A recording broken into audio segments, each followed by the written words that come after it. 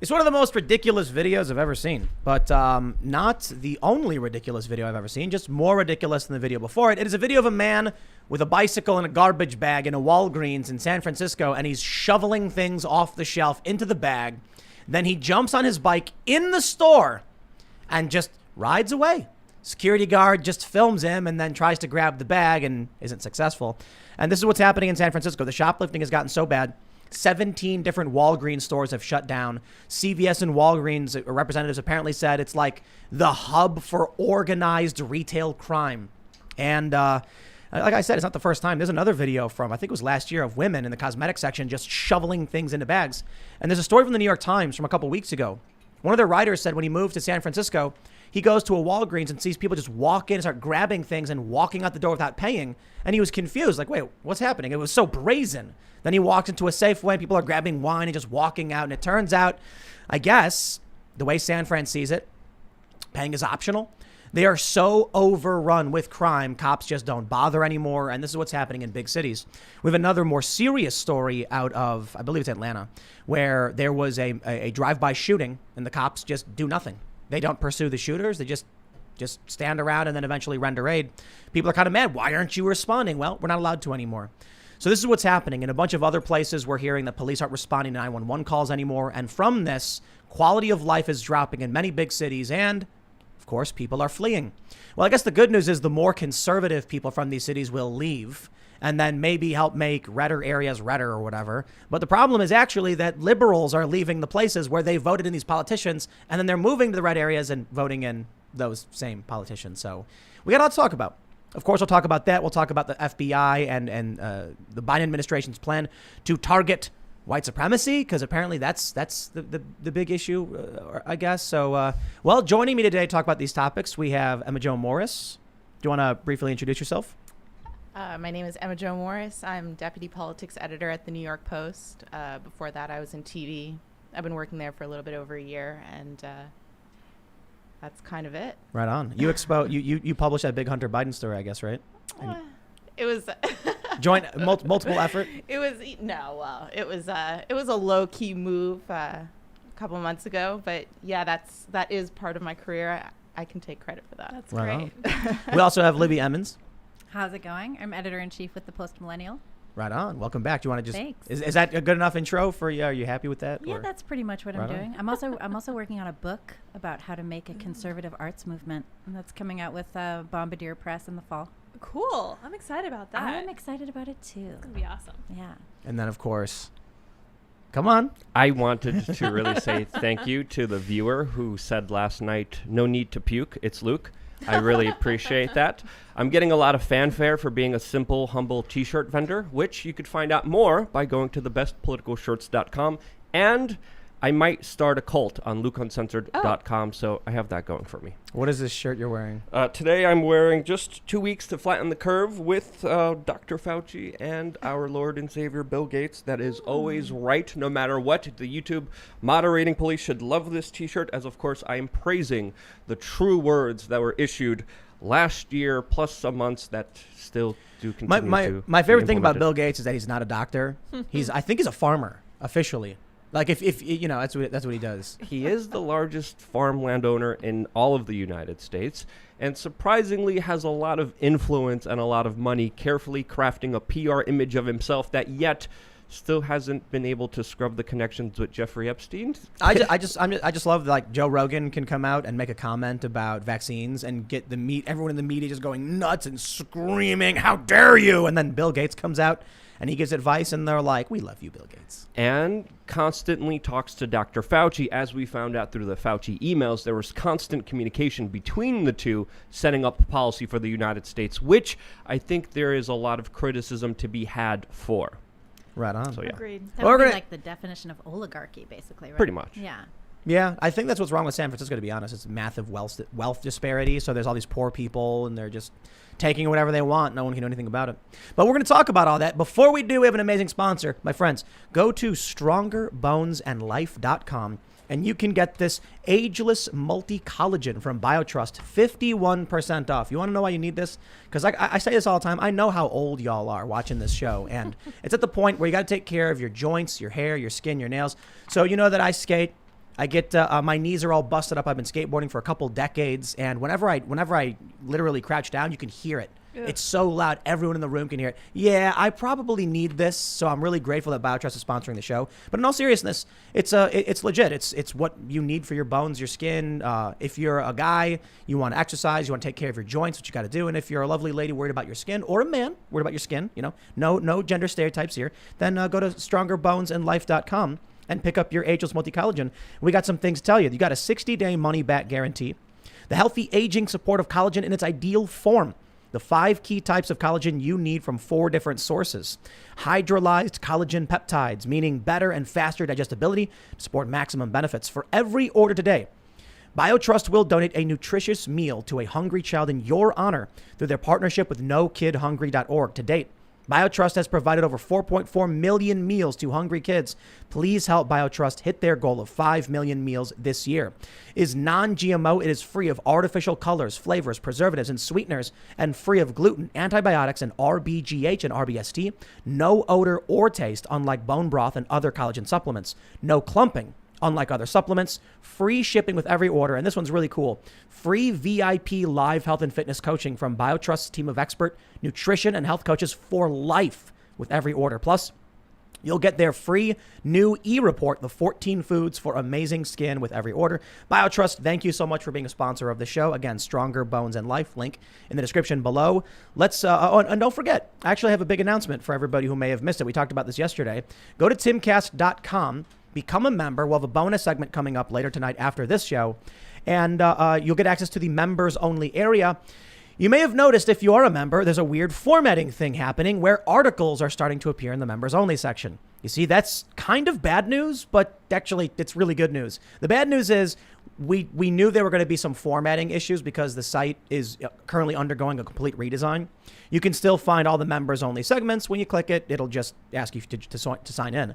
But you may notice that many of these articles are actually news articles because we are officially getting the ball rolling on the Newsroom. And that means Cassandra Fairbanks is officially on as editor-in-chief. I know this triggered many on the left. They're freaking out. They're furious. They're outraged. But her articles are very straightforward, very professional. And whatever their opinion is on her opinions, the articles are fantastic. So we're actually going to be using, I think we have 2 of these articles pulled up we'll be talking about today. But this is all possible thanks to you. We were able to get Cassandra as the editor-in-chief. We're going to be hiring a bunch of people. There's going to be an independent fact checker. So anybody who's concerned about any kind of bias from any of our reporters, we're going to have someone totally offsite a different place who's going to read through and independently fact check. And again, that's with your support as members at timcast.com. Now, let's jump over to that first story. The amazing viral video. Market Watch reports Walgreens shoplifter fills trash bag with stolen goods and bikes out of store. Bay Area retail theft has seen Walgreens close 17 San Francisco stores in the last 5 years. Look at this amazing photograph. For those that are just listening, I'll describe it.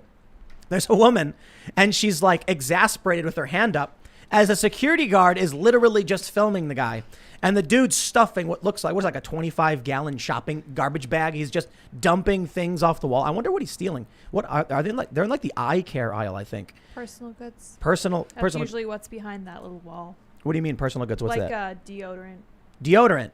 This dude is stealing all the deodorant. I don't know that he's stealing all the deodorant. How dare he? But then he just hops on his bike and rides away. And that's it. That's it. That's what's been happening in San Francisco. So apparently there was this proposition back in 2014 that was pushed, obviously, by the Democrat supermajority that would make any shoplifting under $950 a misdemeanor. And at that point, cops were like, well, we're not going to respond to these calls anymore. Once the cops stop responding, more and more people start committing these crimes. More and more people committing crimes means the cops can't respond to everybody. So now it's a riot. Like literally, I would describe this as San Francisco is in a permanent state of rioting. It's a permanent state of shoplifting for sure. But Yeah. or looting. We'll call it looting. Yeah, I think it is that. And it's because the police officers obviously aren't going to prosecute these misdemeanor crimes. There's nothing for them to go pick these people up. And also, people are just going to get released as soon as they're arrested anyway. So even if they were to arrest people for these misdemeanors, the DA is just going to let them go. It's completely pointless policing. Would you want to live there? You know, I would not, in fact. But don't you live in New York? I do, but New York is different. Although I will say that the last time I went to Rite Aid and I tried to pick up some gum, it was in a locked box, and I had to take it. It was gum. Gum. It was like it was a 4-pack, you know, Oh. so that's serious money, right? But I had to take it up to the front to get it released from the locked box.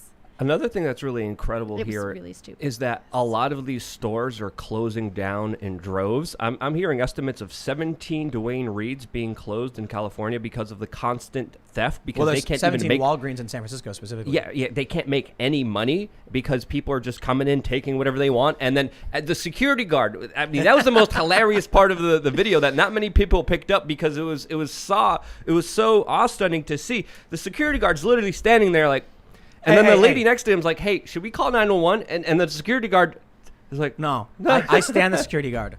Security guards getting paid what, like $10 an hour? The cops don't support the stores anymore. The laws that have been passed are it's happening every day.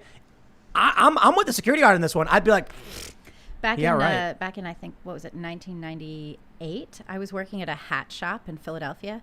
I don't even know if there's hat shops anymore, but I was working there, and there used to be this guy who would come in every couple of days and steal a stack of hats, and it was just me at the store, a stack. like a full ass like stack of hats.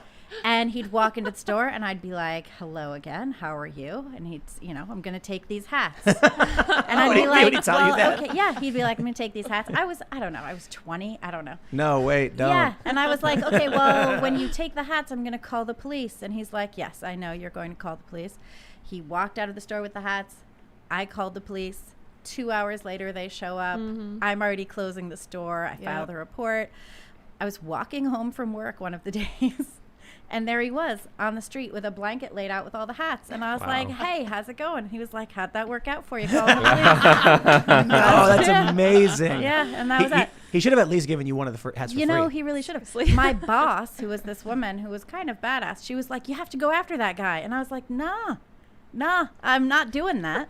I can't believe I your boss can't said possibly do that. I'm 20. I'm high. Like, I'm not going after this guy. add $4 an hour, and we'll Right? tack on And security. then maybe. that. Yeah. No, I was working at Sunglass Hut in university, and I mean, we used to get robbed constantly, but they told us like that was a policy. It's like you don't go after the thieves. I mean, especially in San Francisco, like you don't know if they have weapons. Are you really gonna, like the security guard, how much is he getting paid? $20 an hour? He's gonna risk way getting less. stabbed or whatever for deodorant?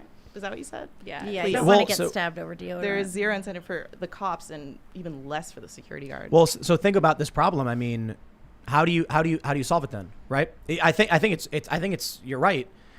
The guy's stealing a bunch of deodorant. Why should I care? However, if you don't stop this guy, what happens? Everyone starts doing it. It's a permanent state of looting. Well, and that's what's going on. And this was a terrible law. It should never have been passed. I think that's clear. And it also, laws like this, I think it was like Prop 47 or something. Yeah, laws something like like that. this are completely, they go against what the liberals are trying to do anyway. Because once you have all of these places shutting down, you're recreating the food deserts that so many city policies were trying to avoid. So who's going to open a grocery store in an area with high crime, and then the people who live in that area aren't going to have any food, and then you're going to have a food desert, and then you're going to have an obesity problem, and it's just going to compound. Actually, one of the things I was reading about when the Walgreens started shutting down, elderly people who live in San Francisco can't get their medications anymore. Because there was one story about a guy who used to walk downstairs and then walk 10 feet to I think it was like a Duane Reade or whatever, or CVS. They closed down because of all the shoplifting. Now he's got to walk miles, like 1 or 2 miles, to actually get to his pharmacy now. And it's only a matter of time before they all shut down. You know, my favorite thing about all of this, though, is one of the remedies to all the shoplifting has been they started putting the items that are getting stolen in lockboxes. Like my gum. Yeah. Well, what happened was the item. So there's a photo that went viral showing like hair care products, and the hair care products for black people were in a lockbox, and the ones for white people weren't. And the left started saying it was racist. Yep. And it was interesting because I'm sure the manager and the corporation did not go out there and say, we're going to do this because the company is racist and lock up only the ethnic minority hair. They were probably just looking at a list of like things that were getting stolen and said, if it's getting stolen, lock it up. And some guy who has no idea what's going on just goes, okay, product 17 and product 34. Now to stop the shoplifting, they're all racist, I guess.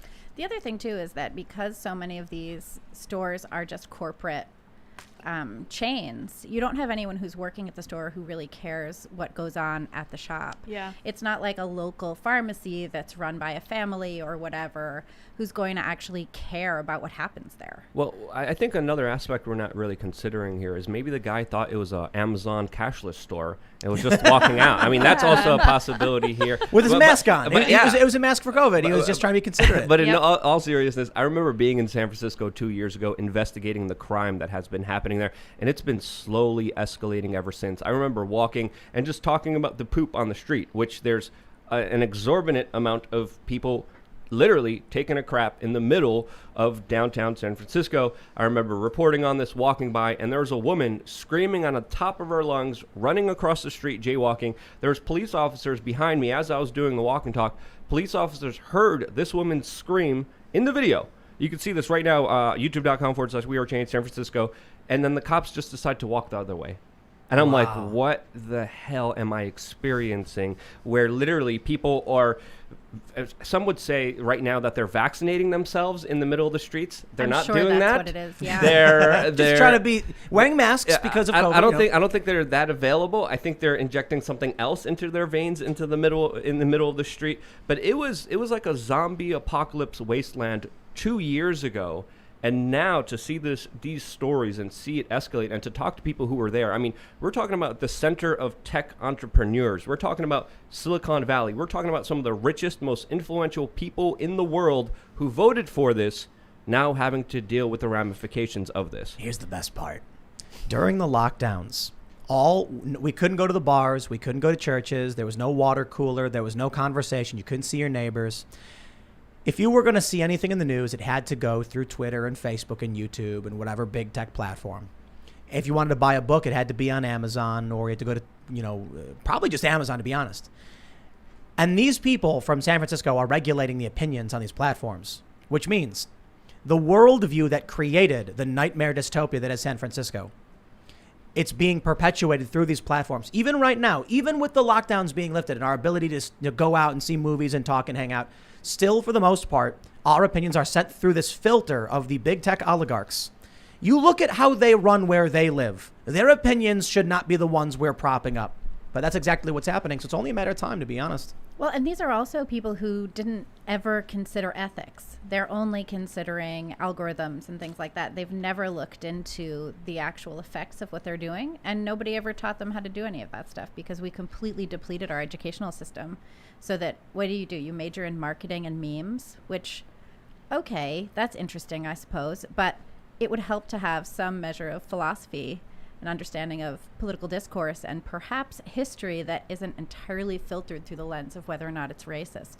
I feel like a big component is well, I'll put it this way. It's funny that there's some capitalist criticism, but then we also have this very serious problem of critical race theory ideology in our schools. You, on one hand, have college where it's like a large component is ridiculous jobs that are just for making money, but now colleges are being taken over by ridiculous majors that have nothing to do and will never make money. So you can either have the one extreme of, like you said, studying memes because memes make money for advertisers or whatever, or critical race theory and gender sciences and studies which don't produce anything for society. Hey, there's nothing wrong with memes, okay?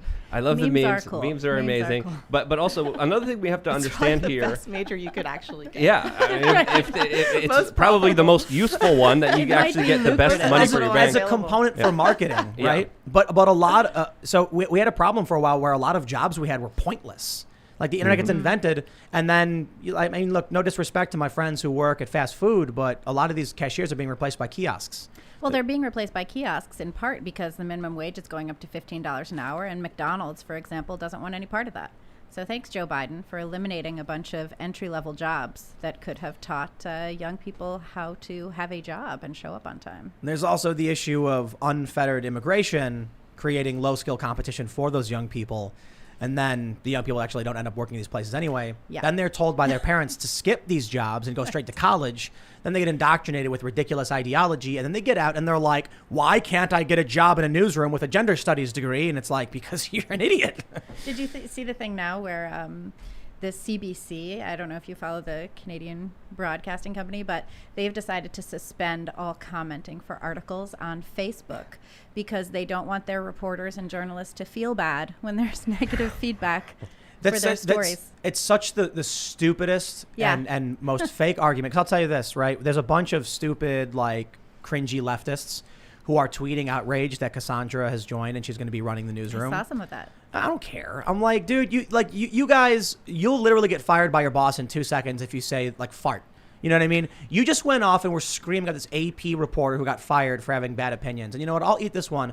I was actually saying, well, maybe AP shouldn't hire her, and now there's equal criticism to me because Cassandra certainly got feisty opinions as well. All right, so I'll walk. Maybe I'm wrong. Maybe we just don't have, you have your reporters focus on, like, if they're going to be opinionated on one thing, maybe they should cover something else.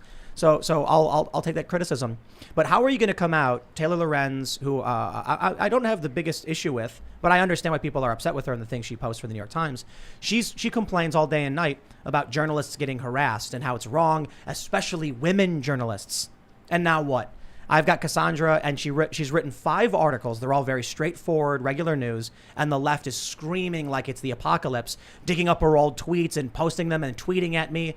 I'm like, is this a harassment campaign? Because, when you come out and complain that we tweet at journalists and then you tweet at me, you think I'm going to have any sympathy for you? Nah, you all are nuts. All right. Well, the thing is, it's not the thing on the left about uplifting women and, not attacking or harassing women.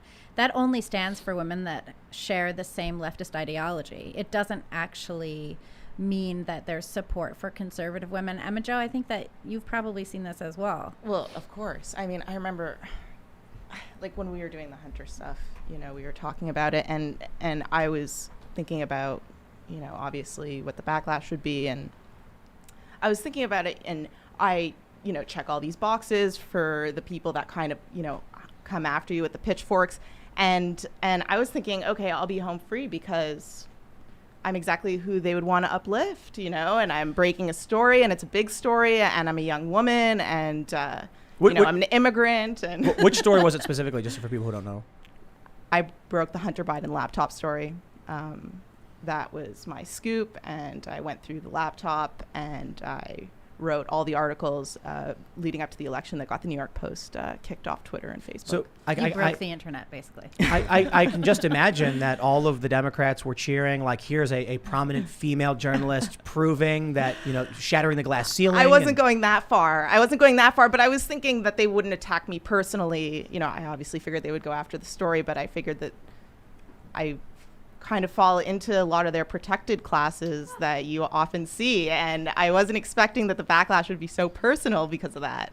Oh, dude, and, these people, man, they're nasty people. But listen, what you were saying about Cassandra, I don't know about her opinions, nor do I care, because it shouldn't really matter. It should be about the work that she does and what she produces for you, I would think. And that was something that came out from the whole thing with, after we broke the internet, and after, the New York Times came after me, and Washington Post and Joy Reid and NPR and whatever, all the polite people, and the Post didn't even wince, that not only were they expecting it, and not only did they not care, but they were just kind of looking at the story on its merits, and whatever the people were looking at on my Instagram of pictures from when I worked at Fox, that was one thing that they were pulling up, that I'm a Trump apparatchik, because I used to work at Fox, and I had all these pictures from when I just got out of school. I was like 23, and I was meeting all these Trump people who were coming to Fox and taking pictures and posting them, and that was supposed to be proof that I was like a political hack. And the employer didn't care, because at the end of the day, it's like, what work are you doing? And if we're going to appease like a Twitter mob that they come and go like the wind, and it's you can't run a business that way. And that's why trying to cancel me personally didn't work, and that's why it won't work. It won't work with any business that doesn't bend to it, because if you just don't care, it just passes like a storm. Right. I think conservatives also need to stop thinking that these people have legitimate complaints. So for whatever reason, I think people on the right, anti-establishment, whatever you want to call it, because there's certainly liberals who are anti-woke, anti-establishment as well, although many of them are becoming conservative. They seem to think that these people maybe are just misguided, and that if we just have a conversation calmly and rationally, they'll change their minds. That's just absolutely not true. It's just not the case. It is so divergent right now. The political factions in this country, there's a bunch of different ones. Some are aligned with others.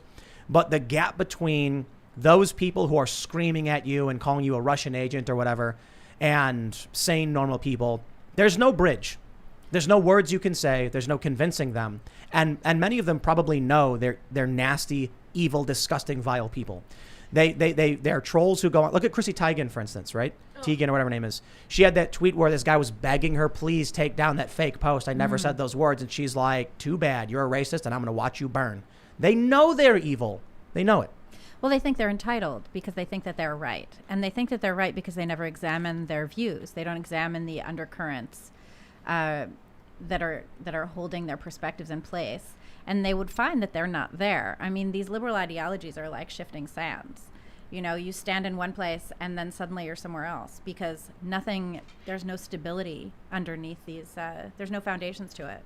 So if we're not consistently and constantly examining our belief systems to try and understand what we believe and why, you know, I say this all the time, then we have nothing. Then we have nothing at all. I don't think it's a belief system. You don't think so? No, I don't think it's that sincere. I think it's like a character. It's a personality. It's somebody who's ready to take a bludgeon and hit whoever's in front of them. I mean, come on. This isn't like about morality. It's about having, like Chrissy Teigen, it's about having the right to push somebody around and get praise for it. But like you said, it's like shifting sands. There's no continuity. There's no like. I think they just think there's they're no. right. You don't think so? I think they think that they have a moral superiority about it. I think that that's a shroud, and that's something that's used to like get props for what they're doing. But I think underneath that, it's just more about control and I don't want to use the word. It's about bullying. I think Arsonist. Yeah. They take pleasure in destruction. So those direct messages that got released showing Chrissy Teigen's messages, the story I guess basically is this guy was accused of being racist because someone photoshopped him saying I guess the N-word, and Chrissy Teigen. That's okay when you're Hunter Biden though. Right. Mm-hmm. Well, so Chrissy Teigen posts an image I guess on Instagram or something like that. He messages her saying, please, I never said those things. It's a fake photo. Like this is destroying me, and he was having suicidal ideation, and she's just laughing. She's like, ha, ha, ha, I don't care. Screw you, you're racist, you deserve it. But he didn't actually say those things. She doesn't care. She comes out later and admits, yeah, I was a troll. I was screwing with people. It is what it is. These are just evil people who enjoy watching others suffer. I don't think it's even evil. I think it's like an insecure husk. You know, like if you think about like who does that? It's people who need a source of like feeling good about themselves that doesn't come from anything other than kind of like imposing whatever they're doing and then getting likes for it. I mean, watching someone suffer and laughing about it, that's like that feels evil to me. Well, a lot of this is the definition of mirth. Yeah. Mirth is taking joy in someone else's pain. A lot of this is also surrounding narcissism and ego, and what we were talking about earlier, these social media algorithms that incentivize it and reward it. If you look at what gets promoted, what gets talked about, what the algorithm pushes on the general public, it's usually drama, it's usually fighting, it's usually putting someone down, and it's promoting the larger divide and conquer agenda that makes people want to attack each other and not really truly look at the true cause of their problems in their lives. So I think, you know, there is an element of evil. You know, cats torture animals for some reason. There is an element of just that. There is an element of business incentive, knowing that you're going to get more followers, more retweets, more likes if you do start that drama. And I think there's also even a bigger agenda, possibly even above that, pushing people to hate each other and fight each other, that also, again, psychologically people are doing without even knowing that they're doing it themselves. There's this viral thread from some like crackpot guy who's like, fascism is back, here's proof, and it was the story about Ron DeSantis banning critical race theory in Florida. And then he just like creates this weird version of reality where what Ron DeSantis is doing is comparable to what the Nazis did, I guess, which makes no sense. And then he's like, the Nazis were banning, you know, knowledge and books, and this is it, it's happening. And it's like, bro, you guys have been banning books for years. Like Amazon literally bans, burning books. And these people genuinely are freaking out, waving their arms, and they are screaming that fascists are taking over. It is kind of funny when you think about the right, when they were like, the cultural Marxists and the communists are taking over. And it's like, you know what the thing is? There's an objective reality. And if you read CBS, if you watch CBS and Fox News, you'll get a hard dose of reality and say, huh, I kind of understand what's happening. The thing is, conservatives, according to at least one study, I cite 1,000,000 in one time. I've cited 1,000,000 in one times. Conservatives do read about a third of their news from mainstream liberal sources. Moderates read about a third of their news from conservative sources. Liberals, 95 to 100% of their news comes from liberal news sources. That's exactly what happens. When I talk to liberals that I know, the ones that are still talking to me, which are not that many, I'm mostly just in my family. They don't really have a choice. But anyway, yeah, they don't see the same news that I see at all. There's nothing to connect it. Yeah. It's hard to watch. There was this guy who got, he's like a Call of Duty gamer, I guess. And someone, he tweeted about a video about something political. And he was like, this is crazy. What's happening? Someone said, hey, you should read Glenn Greenwald, Matt Taibbi, and watch Timcast. And then he said something like absurd about me that was based on grifters who will like pull clips from the show, take them out of context, and then repackage them. And there was a story about Democrats and segregation or something. I can't remember exactly which segment they were talking about, but he said, it's not true. It's clearly a lie, and I won't even watch the video. And then I mentioned something about Democrats, even at the federal level, signing on to repeal the anti-discrimination, the anti-racial discrimination policies from their constitution in California. All of these Democrats, like even at the national level, were saying to California, like, yes, we agree with you removing your anti-discrimination provision in your own constitution so that they could implement racial policies in universities, which is that we've seen segregated dorms, we've seen race-based selection for schools. So that I always tell people what the Democrats want to do with universities is, there's a kid whose skin is too much of one color, and so they tell him, you can't go to the school. You look too much like those other people. That's literally what their plan is. This guy responds with, well, why haven't I seen that story? Well, I'm because like, you're not looking for it, guy. Well, if You're all you're not reading is fake news, like at this point, it is so painfully obvious that the mainstream media is just like more than half lies. I'm not going to say it's all lies. There's a lot of really basic stuff. I mean, we're reading a lot of this news right now. Clearly, the video of the guy shoplifting, that story from MarketWatch, is a real story. You can watch the video. But when it comes to politics, it's just word vomit. They just make up trash. Well, they are making up trash. And I think that you mentioned DeSantis banning critical race theory in schools. And that gets picked up by, your attacker, Joy Reid, and other people by and they're saying that they're banning the actual teaching that slavery existed. And, and it's like none of that is true. And if you actually look at the bills that are coming up in these legislatures, they're saying things like you cannot teach that one race or ethnicity is better than another. Right. It's like doubling down on actual anti-discrimination policy. Look. And the thing too is critical, another thing that's coming out now is this idea that critical race theory is not being taught, and the left is like, no, critical race theory isn't being taught. That's not what's going on. And no, critical race theory is not being taught. It's being embedded in pedagogy. It's being completely, linked in with every aspect of curriculum so that you can't take it out. It's not that it's being taught, it's being indoctrinated. There's a difference. No, but the thing that's such a troll now is like Nicole Hannah-Jones, or is that her name, 1619? Yeah, she's her. on Twitter like, this is why, because it's starting to be banned, and that's now proof that it's all true. But you were completely right. It's indoctrination, and so if they want to teach about critical race theory, great. Why are we teaching fifth graders about an academic college level theory? What they're actually doing is teaching the ideology of it. But more importantly, like you were saying, when they come out and they're like, no one's teaching this, technically they're telling the truth. They are telling the truth. There was this really great meme image I saw. I shouldn't say it to me. It went viral. It was an image from a workbook from a grade school. You know the old trope of the school math question: a train leaves Pittsburgh traveling at 70 miles an hour. Yeah, I saw this. A train leaves Cincinnati traveling at 40 miles an hour. If they're this far apart, how long until they crash or whatever? There was this problem that was getting shared around, and it showed a picture of a white guy and a black guy. And it said, John is a white man who has been stopped by the police 3 times in the past year. Harold is a black man who's been stopped 394 times. If the difference is like, what's the percentage of times the black man has been harassed by police? Something like that. Like, that's indoctrination. It sure is. Totally unrelated things that are using the cult ideology in just like you were mentioning, right? In math problems that are unrelated. That's how they get around. It's in math problems, it's in art classes, it's in history, it's in literature, it's in literally every aspect of it.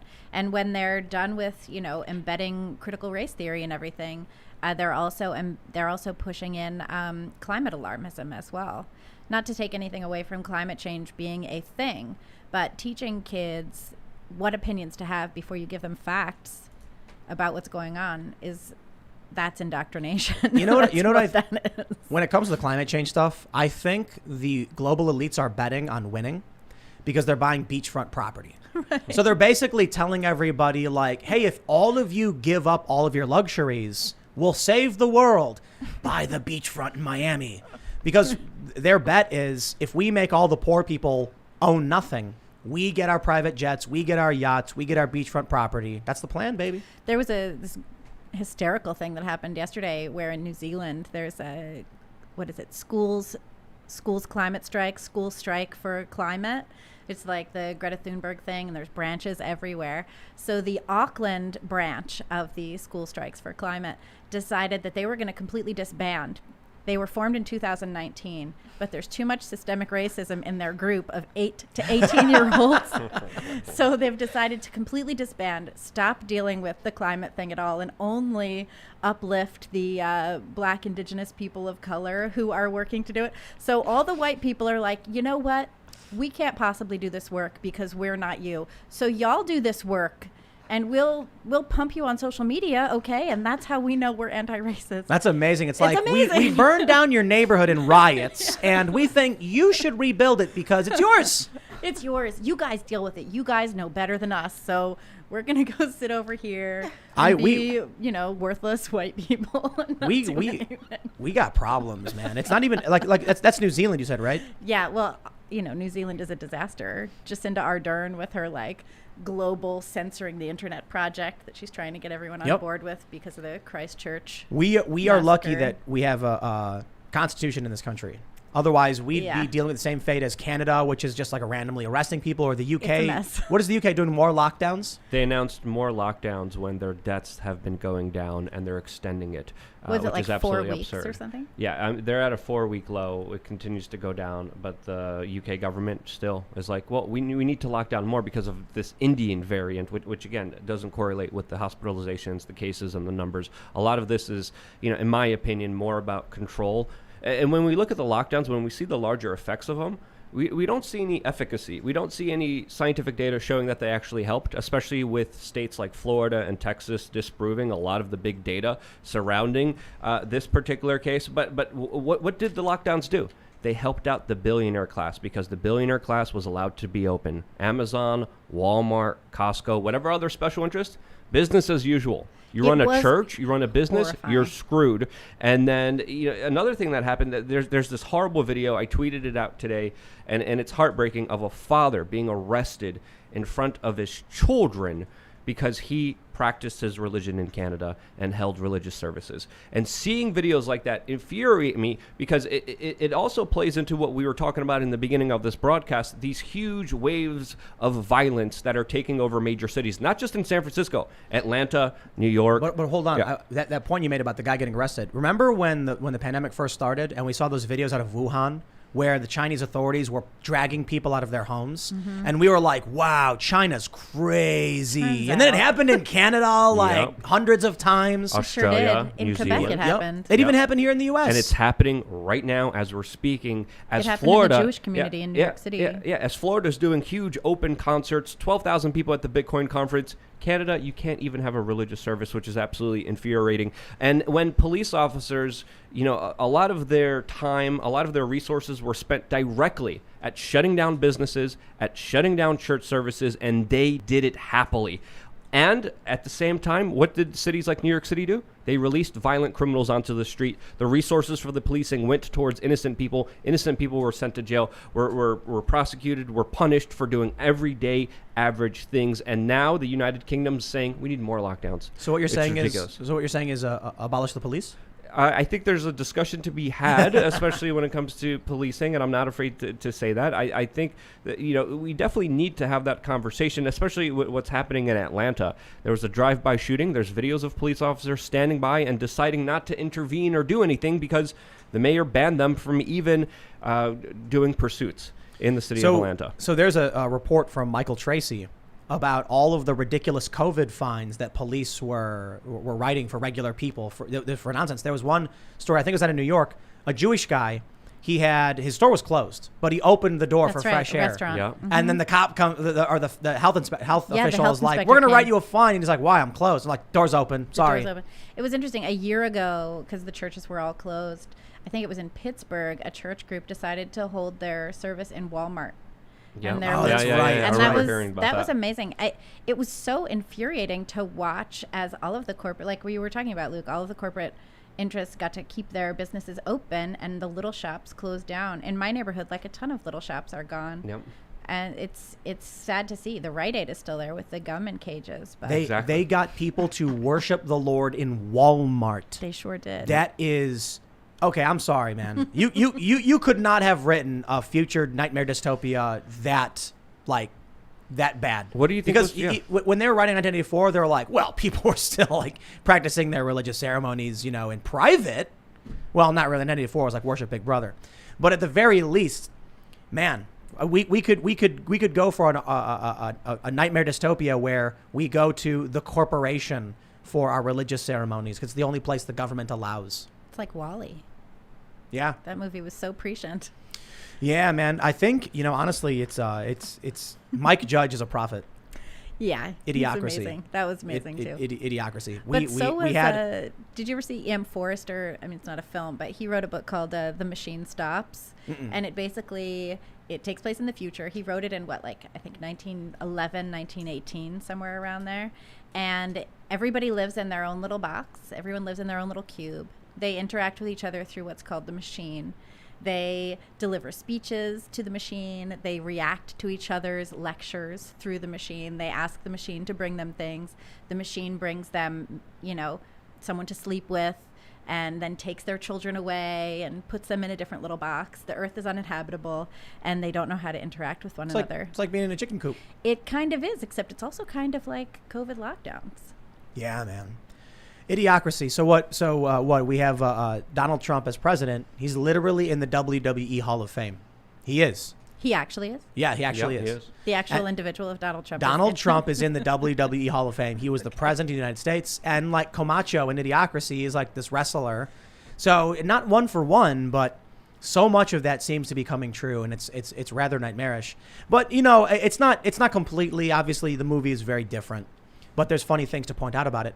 I'll tell you what's really disconcerting is when you look at the policies coming from Democrats, the ideology coming from the left, the things they believe. Which one? Who I think Libby, you were mentioning this. It was a shifting sand, or was that you, Emma? Like shifting sand beneath them. Yeah, you were saying this.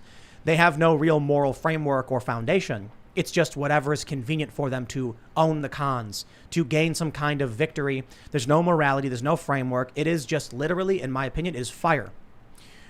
Our country, our culture is a house made of brick and stone. We built it over a long period of time. We got some weird rooms in this place, that's for sure.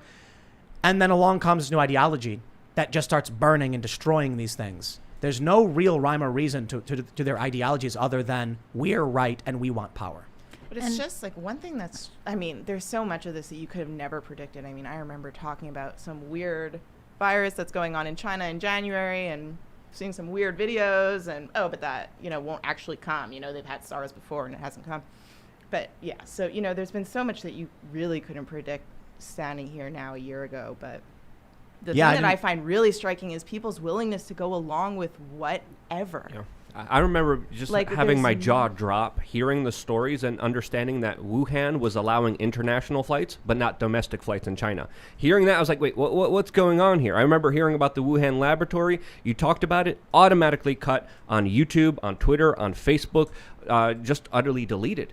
And the control of social media, I think, you kind of talked about it a little bit, talking about how unethical they are and how, they're just doing things for profit. And I think that this deserves a larger conversation because they essentially are the ones that are controlling communications, controlling so many important aspects of our life that if it was free, if information was free flowing, we could have dealt with this in such a way better fashion. But we judged our information, right? We judged it through the lens of ideology. So instead of saying like, here's some information, let's look at it objectively, let's measure it against reality, let's have an open discourse, we measured it against our concerns that saying the virus was from China was racist. We measured it. Not Trump. He called it the right? Kung flu. Well, that was. And they told you to go to the Chinese Day Parade Sure. in New York City. Yeah, I mean, you had Bill de Blasio and Nancy Pelosi both saying, come out to Chinatown, stop being racist. You had them saying that Trump was overblowing the virus and then so quickly thereafter saying that he wasn't taking it seriously enough. And it turns out that I think HHS under his leadership was dealing with it in January, but we don't look at reality. We don't look at information objectively. We look at it through the lens of, our political priorities. And that's a real problem. And that is a problem of leadership specifically, but it's also a problem for us who keep voting for these people who don't have any concern other than maintaining their own power base. But I even think that's like too meta. Like human functioning and like human cognition has existed longer than like the internet controlled our communication. And people like, you would think that there would be some level of like functioning and thinking that goes outside of the prism that like big tech and the media present information to. Like, we were talking about how draconian it got. And, for instance, I got a trespassing ticket during COVID, I will admit. Trespassing? Trespassing for playing squash in a park. Wow. Because, in New York, they closed playgrounds, and I needed to exercise, and I wasn't about to just run around in a circle on a track. I wanted to play with the racket. So I hopped a fence to a squash court and got caught by police. So you're confessing right now? Oh! You I've already pleaded guilty and paid my ticket. So criminal. I'm home free. But no, so I got this ticket for trespassing, playing alone in a park, in a gated space, and I was nowhere near anybody, and there was no infection that was happening at that moment.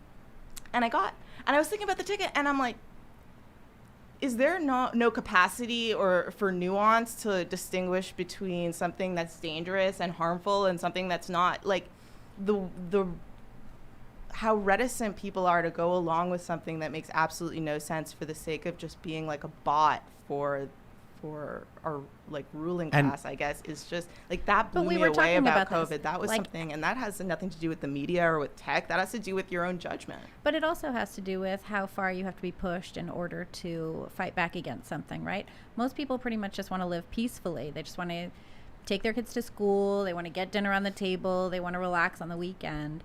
And so until the point comes, and we were talking about this before, until the point comes when you can't get dinner on the table. Yeah. And unless you're pushed past that breaking point, what you're going to do is you're going to do your job and you're going to get dinner on the table and you're going to try and take care of your kids, and that's what you're going to do. Well, I don't know what the right word is. I'm skeptical that the same things that led to, say, the Arab Spring or traditional revolutions, we've seen it with food, will have the same role, particularly because millennials don't have kids. It's really, really easy to feed one person. But a lot of these revolutions, it's because food is becoming too expensive. Why? Well, people have children. So when it comes to the point where your kids are being threatened, a person will go to great lengths to protect their children. Millennials don't have any. Yeah. I mean, well, they do, obviously, but they're They've got disproportionately dogs. less. They've got things like cockapoos and little, what are those little Pomeranians? they've got Pomeranians. They look little like yappy things. little yappy things. It is. I will say though that the stuff shortage in the U.S. I think is getting worse. I only have one child, but my grocery bill keeps increasing by something like $25 or $30 every couple of weeks. Yeah, so it's crazy. My normal grocery bill for your basic trip to the grocery store, a little bacon, a little pasta and some fruit, whatever, who cares, is be like $50, and now I'm up to like $125 for the same stuff. We went to a local grocery store and I was just getting some basics. I can't remember what we were gonna make. I think we were doing like a taco night or something, and it was like $300 for not even that much meat, sour cream, avocados, and I was like, this is a mistake. And then I was like, everything was just it added up, and I was like, what? This is mind blowing to me. Like, how did it get so expensive?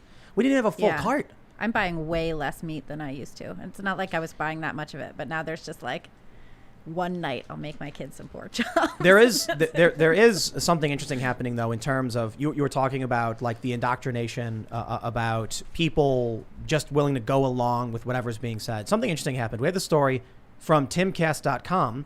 Jon Stewart shocks Stephen Colbert in rant about lab leak being the most rational explanation for COVID. I don't know if you guys saw this, but Jon Stewart appearing on The Late Show with Colbert had Colbert on the defense. Colbert trying to stop Jon Stewart, who was basically just going off, saying, he's like, you come to me and tell me there's a novel coronavirus that's released and you want to figure out where it came from. Why don't we ask the lab that literally works on the novel coronavirus where it may have came from? And when you ask them, hey, where did this come from? They go, maybe a bat mated with a pangolin.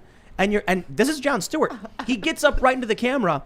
Colbert desperately tries to make it seem plausible that it wasn't China. This is what freaks me out. A lot of people have been saying like, oh, they think we've been infiltrated by China and their influence has taken over. Mike Pompeo said the Chinese Communist Party has infiltrated every facet of government from city to local to state to federal government. And then you see this. Why is Colbert so desperate? He's like, maybe the lab is there because of all the bats. Bro, there's no bats there. They got the bats from hundreds of miles away. Jon Stewart is right. Yeah. Now, I think this is interesting. I don't know if Jon Stewart will actually be a wake-up call for regular liberals. Maybe. But Jon Stewart is interesting. He was frozen in carbonite almost. He's like the Han Solo of our generation, right? Back when he was still on the show, he was honest. He praised Project Veritas for their reporting. He would criticize Obama when Obama was deserving of criticism, but he was a liberal. He was a Democrat guy. Not necessarily Democrat guy, but liberal. He leaves. Now he's coming back in the limelight with a Twitter account. And all of a sudden, the left is calling him a Republican. Colbert says, when did you start interning for Ron Johnson? Right. That's creepy. That's creepy level tribalism that Jon Stewart doesn't exist in. Yeah, it was interesting, too, because the backlash on Twitter was so severe against Jon Stewart, saying things that are not only completely obvious, but have been obvious for a long time, and that the Washington Post recently had to completely walk back everything that they said about the lab leak theory. I'll be fair to Washington Post. In May of last year, they ran an op-ed talking about lab leak. However, as soon as the Republicans started saying it, Tom Cotton, they were like, oh, this is a conspiracy and y'all are nuts. Their take on today's issue was pretty telling. They wrote an article, an opinion piece that was titled, Jon Stewart's Rant is a Reminder, Don't Rely on Celebrities for COVID-19 Theories. Meanwhile, this is the same media publication that a few months ago had a headline article saying Dwayne "The Rock" Johnson urges fans to wear masks after he and his family get COVID-19, a real kick in the gut. I mean, obviously, these people don't have any morals, don't have any objective stance on issues. A lot of it is power, a lot of it is ego, but a lot of this is sociopathic, insane criminal behavior, in my opinion, because what Jon Stewart said made absolute sense. He brought and concluded facts that people were talking about for a very long time that have been censored away from the general public. And Stephen Colbert, I don't know what they did to him, but they did something. Because if you remember his show, even on Comedy Central, he was hinting and pointing at issues that were pretty poignant, that were pretty populist, that were pretty important. I remember even talking to him about Bilderberg, which he knew a lot of things about extensively.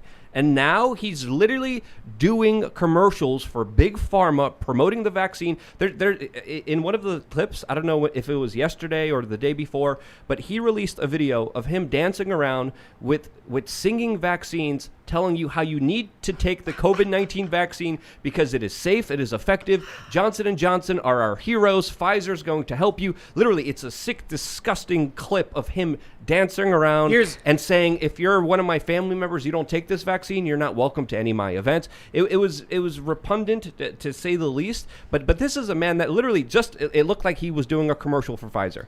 Look, it's weird how the left has become instantly pro big pharma when they were always very critical of it.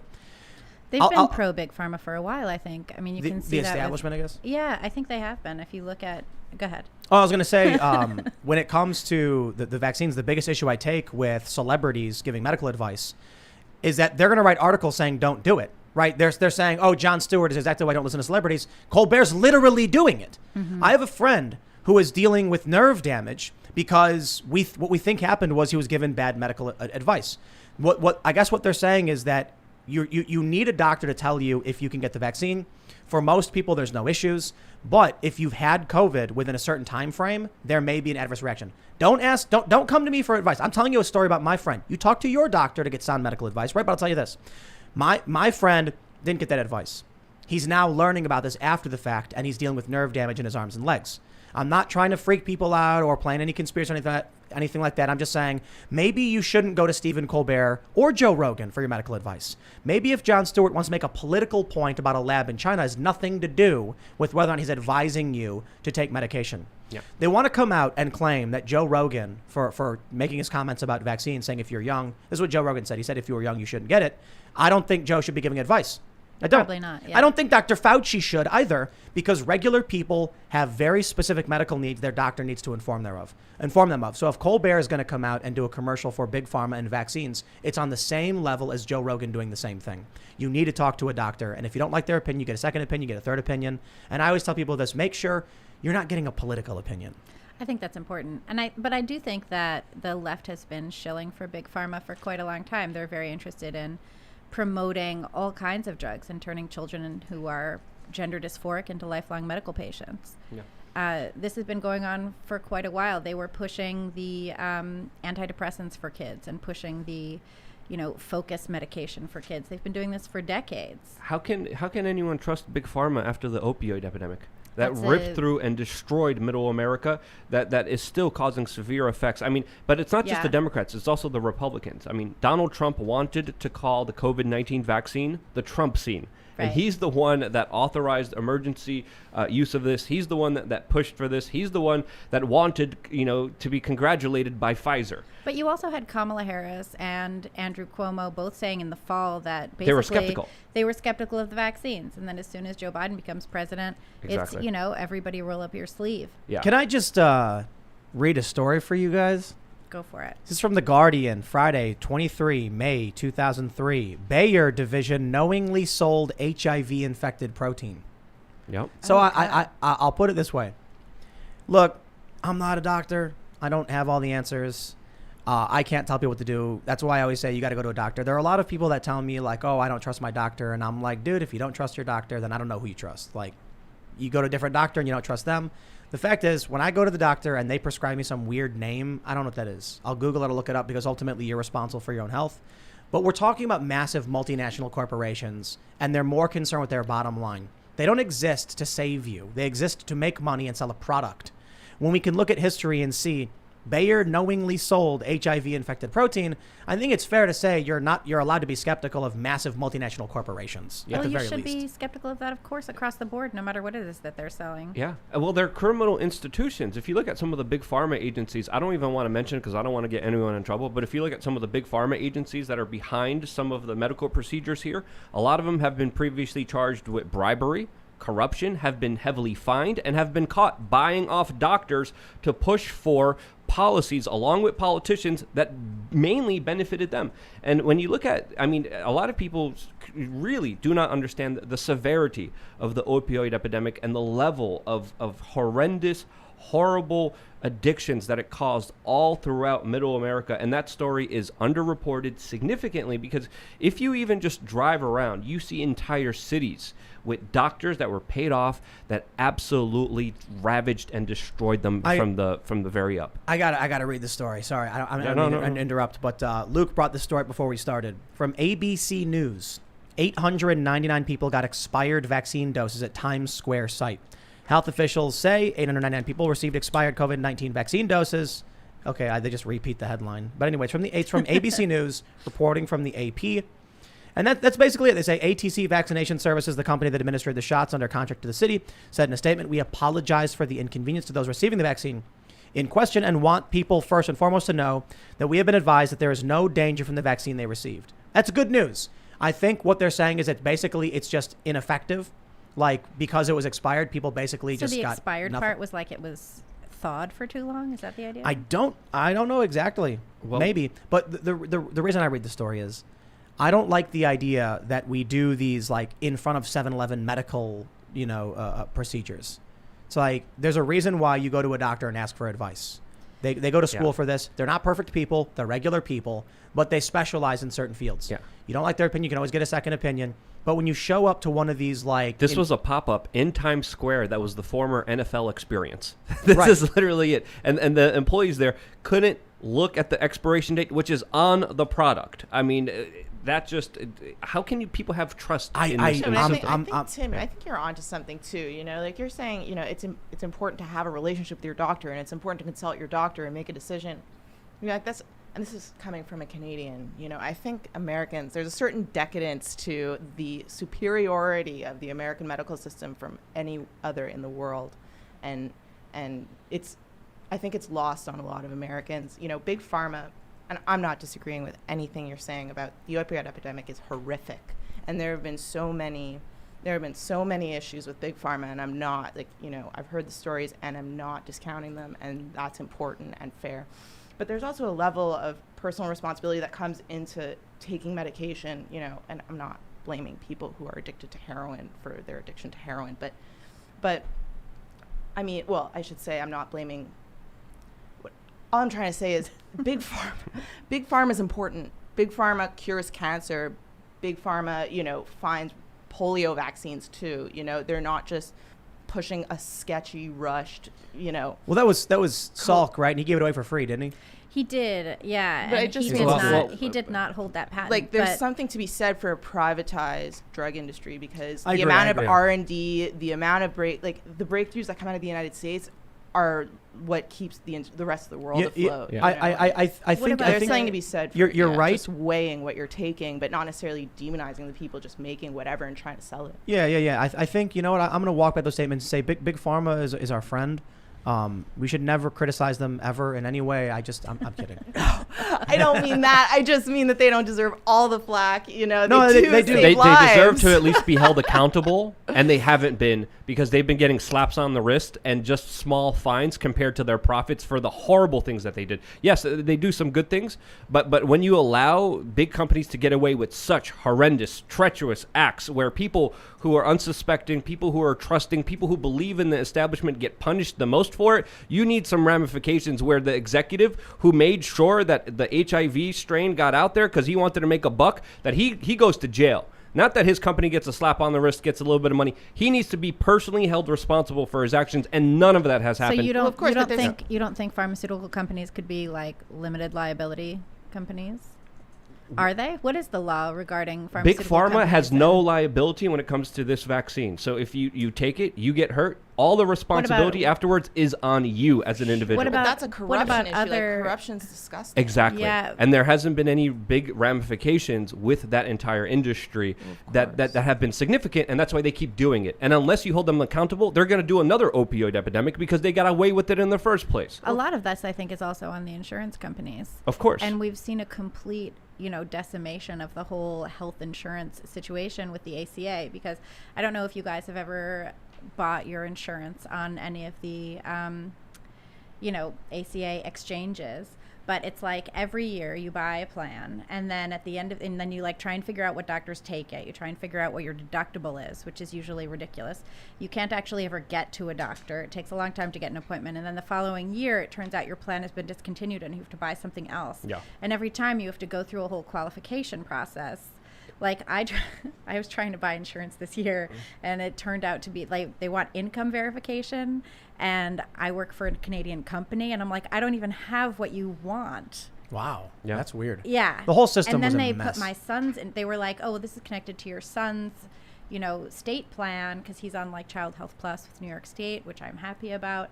But now they're trying to link that, and they're like, I need income verification for that. And I'm like, no, like just insure my kid. I'm paying you. Yeah. Well, let's jump to the bad news, I guess. To There's all, more bad news. Oh yeah, it's a different kind of bad news for all the people that think, you know what, I don't live in these cities. I don't care what New York does. I don't care what California does. I've been saying that. I'm like, hey, look, I live in the middle of nowhere. Well, here you go, everybody. The blue state exodus. Americans fled New York and California for Republican states of Arizona, Idaho, and the Sun Belt to escape lockdowns and skyrocketing crime. So, the people who voted in these crooks and criminals and the Democrats who bring about failed policies and all those who overlap will now be coming to where you live and voting for those exact same things. So They are going to vote the same. Yep. And I think this goes back to what I was saying, because I will stand by this. I think that the liberals have a sense that they have a moral high ground. I think they believe in their morality. I don't think. I don't think so. I think they do. I think some maybe. I think that's the ethos. I mean, I don't know about, for example, Joy Reid or whoever else in the media, but individuals that I speak to who are on the left are pretty sure that their empathy and compassion-based approaches to, politics and whatever are exactly right. That this is the moral perspective to have. I disagree. I think they're paranoid, delusional psychopaths who hold different paradoxical moral views that make no sense, such as they do make no sense. I'm not saying their moral baseline makes sense. There's no moral framework. No, it's not effective, but they believe it. There's no. I don't think. I mean, I don't think you can say they believe things that contradict each other because then one contradicts the other. Like when they come out and say stop Asian hate and we need to end these things, and then you point out that the specific attack they're highlighting. So for example, they did a march to end white nationalism because a black man attacked an Asian guy. That's correct. How can you have a moral framework when they're like, it's. There was an article that came out shortly after that defined, a black person attacking an Asian person as white supremacy because of ingrained white supremacy. Yeah. But that's. I'm imagining trying to build a system of morals. Whether it's. But it's like, but that's logical or not. That's that's what makes it a religion. It's not logical. I understand what you're saying about belief. But I don't think belief is the right word, because if you show them a picture of a blue cube and say, what color is this? And they say red. And then you say, close your eyes and open your eyes. Now, what color is it? They say green. How do they believe it's both red and green at the same time when it's blue? You see my point? I mean, are there four lights? I mean, it's like. It's not belief. It's like, it's something else. It's zealotry. It's blind faith that whatever they're doing makes sense even when it doesn't. They don't believe one thing. They don't believe that you should stop Asian hate when they cheer for the beating of Andy Ngo. That's correct. They don't want to end white nationalism. But they think they do. I think, or maybe even more, they feel they do. The reason I disagree, I agree to a certain extent, but if the thing they believe in changes every minute, how can you say they believe it? Because I think they do. But how can they? So it's like, if you ask them, do you think... You're saying, how can people have the kind of cognitive dissonance that makes them believe in a complete moral fallacy? No. How can you say someone believes that Asians are oppressed when literally a minute after they say it, you ask them again and they'll say they're not oppressed?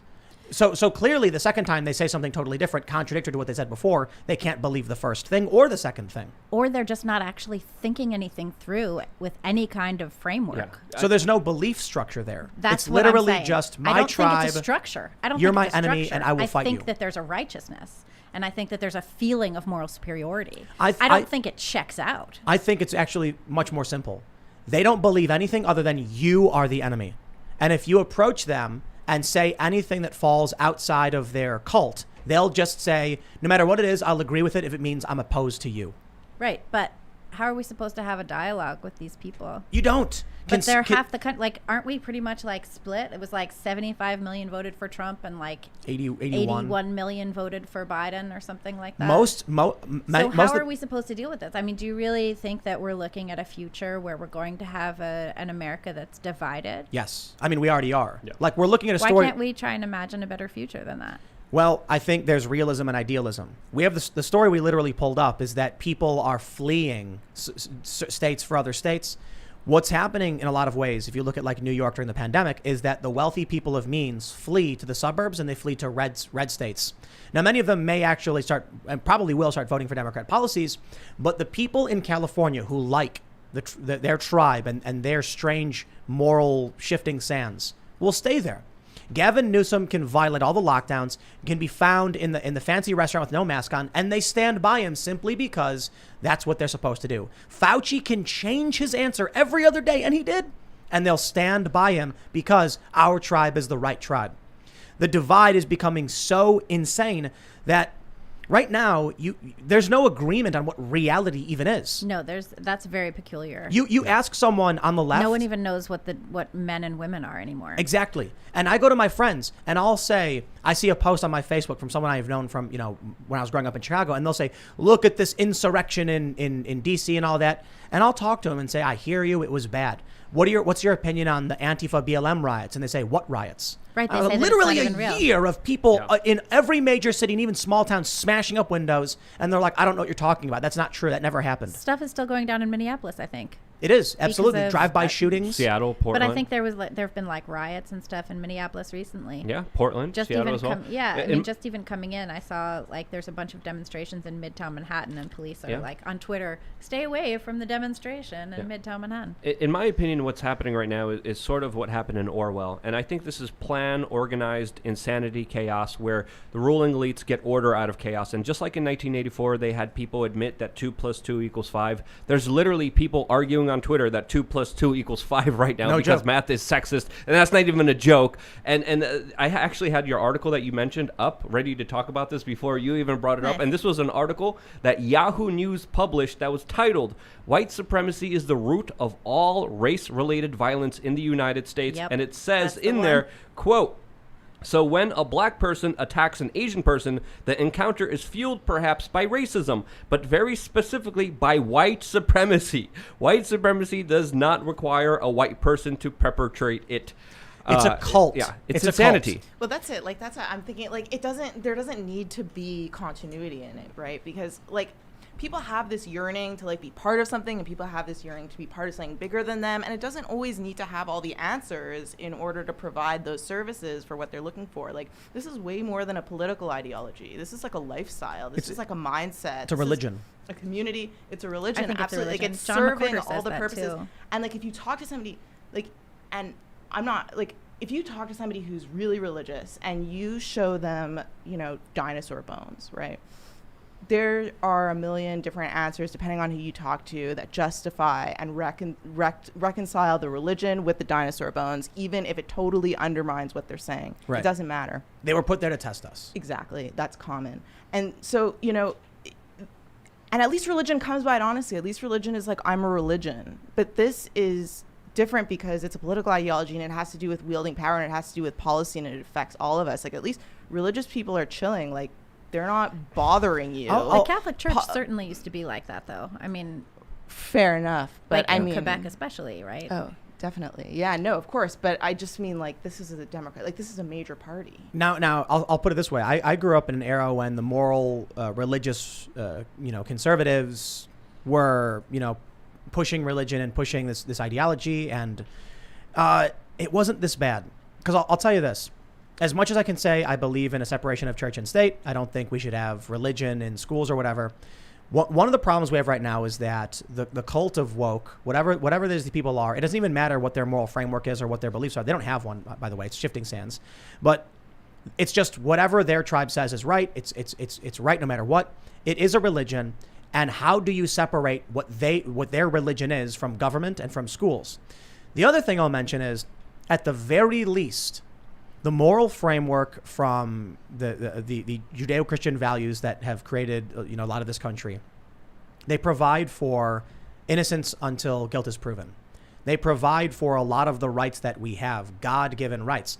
Now, I'm not a big fan of any specific religion or theism or anything like that, but I can certainly look at one religion where they're like, okay, you get a Fifth Amendment.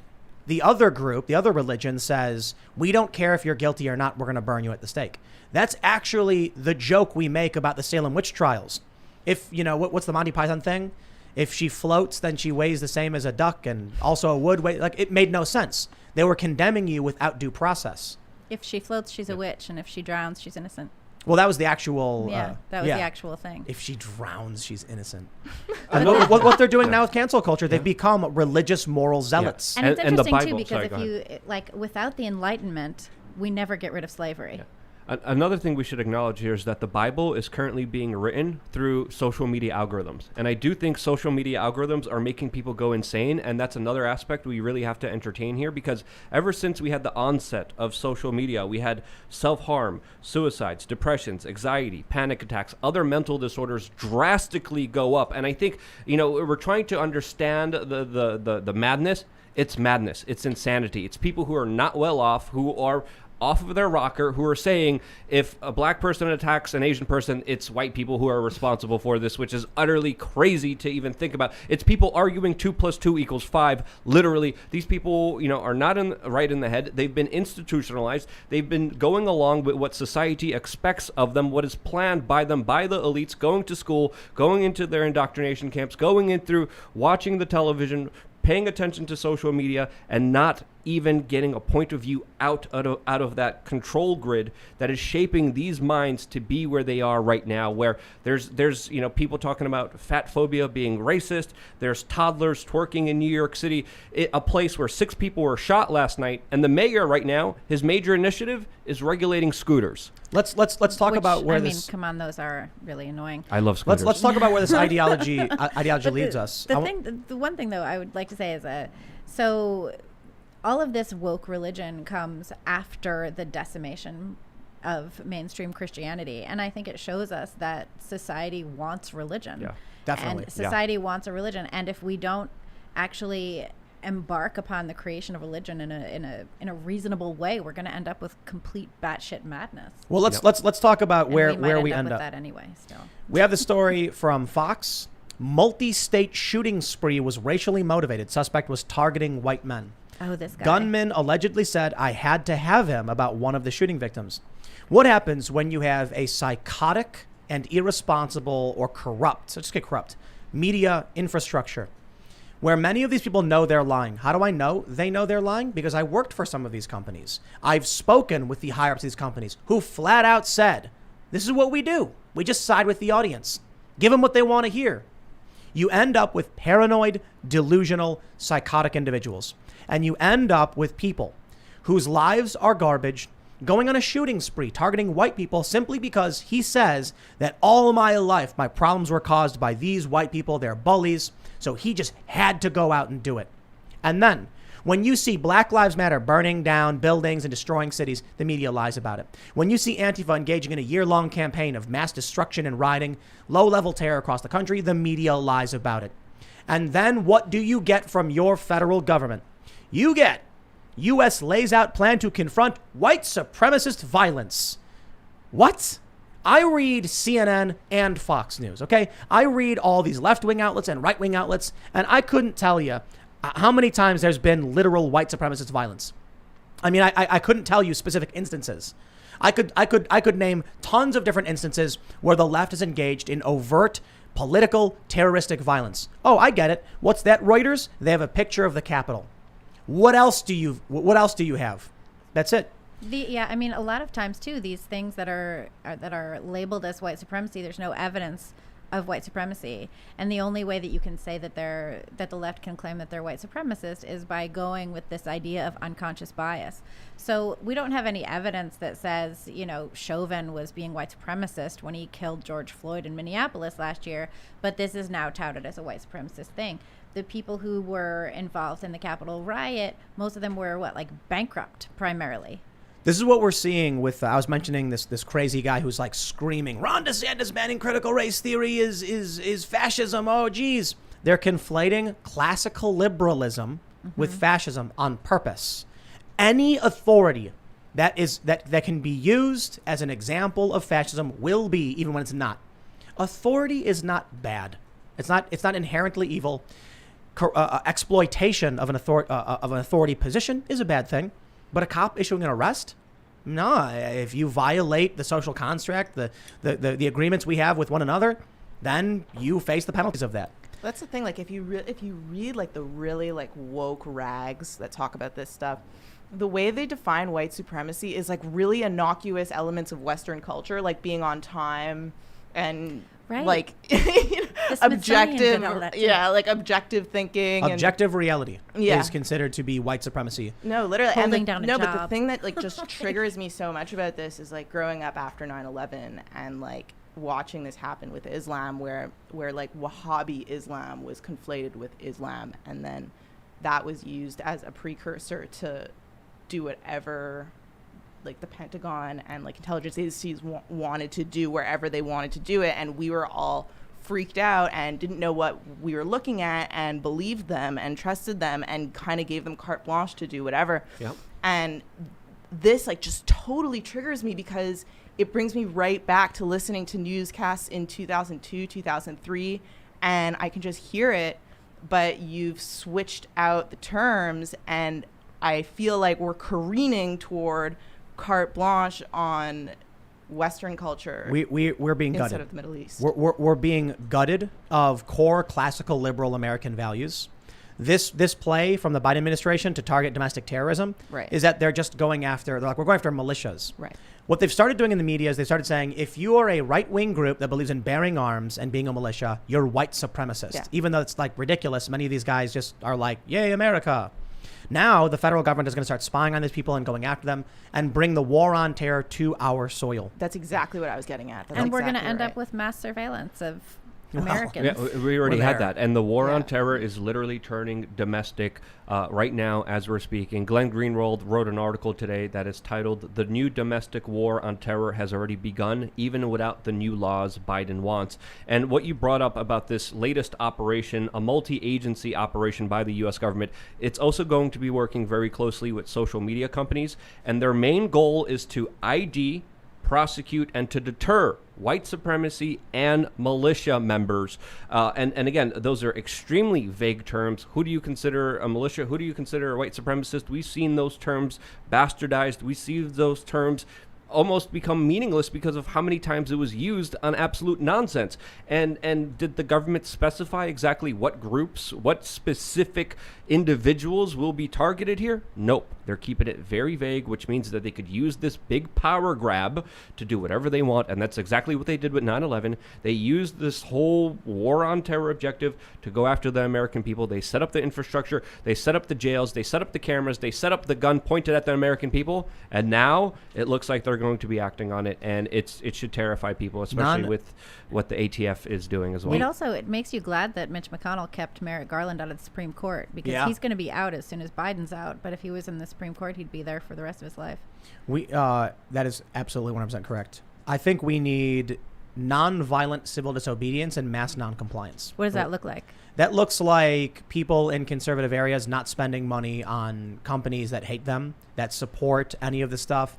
So you're calling to use leftist tactics against the left? Is it a leftist tactic to be mass corporate boycotts? I don't see any problem with that. I don't think it's a leftist tactic. No, I think it's interesting because we were looking at this with regard to critical race theory too. There was an article in NBC today about how parents should not, parents groups are basically funded by dark money and conservative think tanks, and that's why they're going after school boards to try and get rid of critical race theory in schools, and they're sort of decrying this. And it's like, yeah, we're using your grassroots tactics now. That's what we're doing. Yeah, I don't think it's leftist though, because I don't think of it as an organized effort. I think it's quite literally just don't buy Coca-Cola. I jokingly bought RC. Not that like the parent company for RC is. I didn't buy those. I did. Yeah, why did you buy those? Breaking the rules. I just needed Coke. Sorry. No, you see, this is the problem.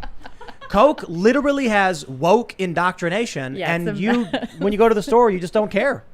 And so what happens really is good about we're it. passively. I bought RC Cola, and I bought a small business like pure cane sugar, not high fructose I corn just syrup wanted trash. little pops. They're Well, cute. So Yeah. there's also Pepsi over there, to be honest. That's But true. this is the problem. Coke can do it, and conservatives just don't care. They don't care, and they're willing to keep throwing their money at people who hate them.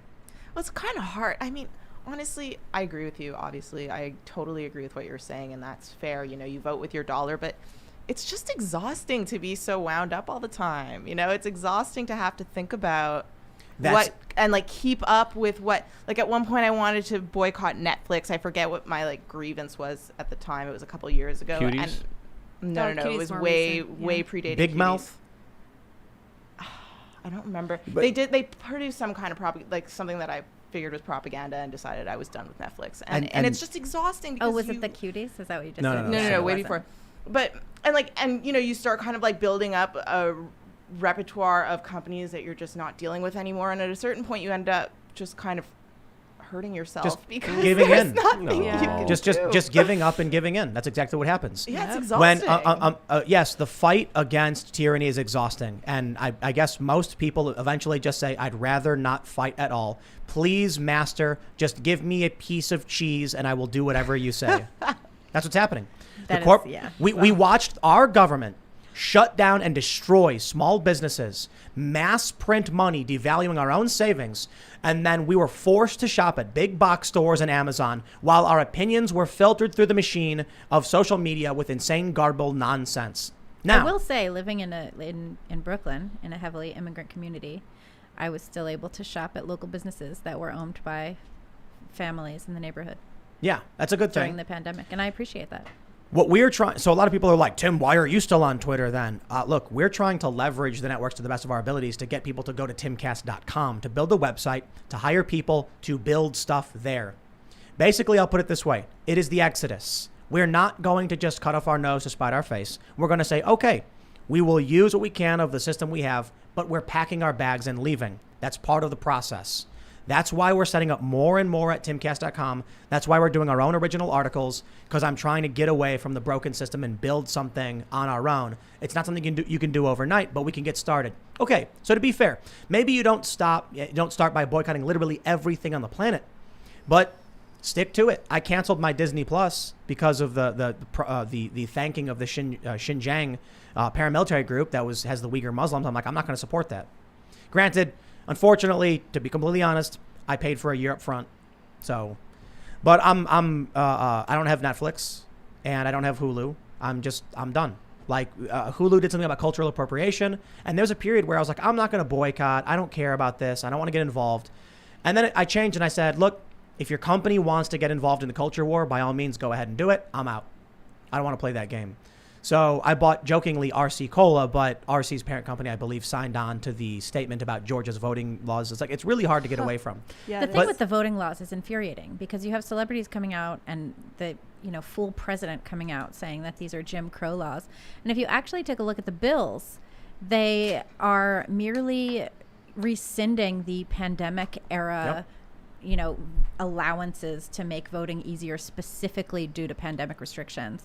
So it's not that they're Jim Crow. I mean, obviously they're not Jim Crow laws, and they're not limiting voting. In fact, in several of these cases, they are expanding early voting. They're just pulling the things that are ripe for fraud. They're just taking more and more. And unfortunately for the right, or whatever you want to call it, left and right is meaningless in a lot of ways. The left, we'll use it as a tribal signifier, is just really good at this. And the right is really, really bad at it. Well, it's because we've ceded culture to the left, and that has to stop. We have to, Right. I mean, it's like you were talking about. You're making your own culture. You're making your own cultural products. The Daily Wire is doing that. Yep. The book that I'm writing is about, how to make a conservative culture movement. And I have a lot of great ideas on how to do that. I'm actually super excited about it. But this is what people need to be doing. Look at Gina Carano. She's out there just like, I don't need your Mandalorian. I can do my own projects. We need to get to the point where we can be self-sustaining with our own versions of products that work. Maybe the solution is someone should start a cola company that's not Coke, and they can call it Conserva Cola. I don't know, something dumb and really obvious. And Twitter can go create their own Nigeria. you go. Absolutely.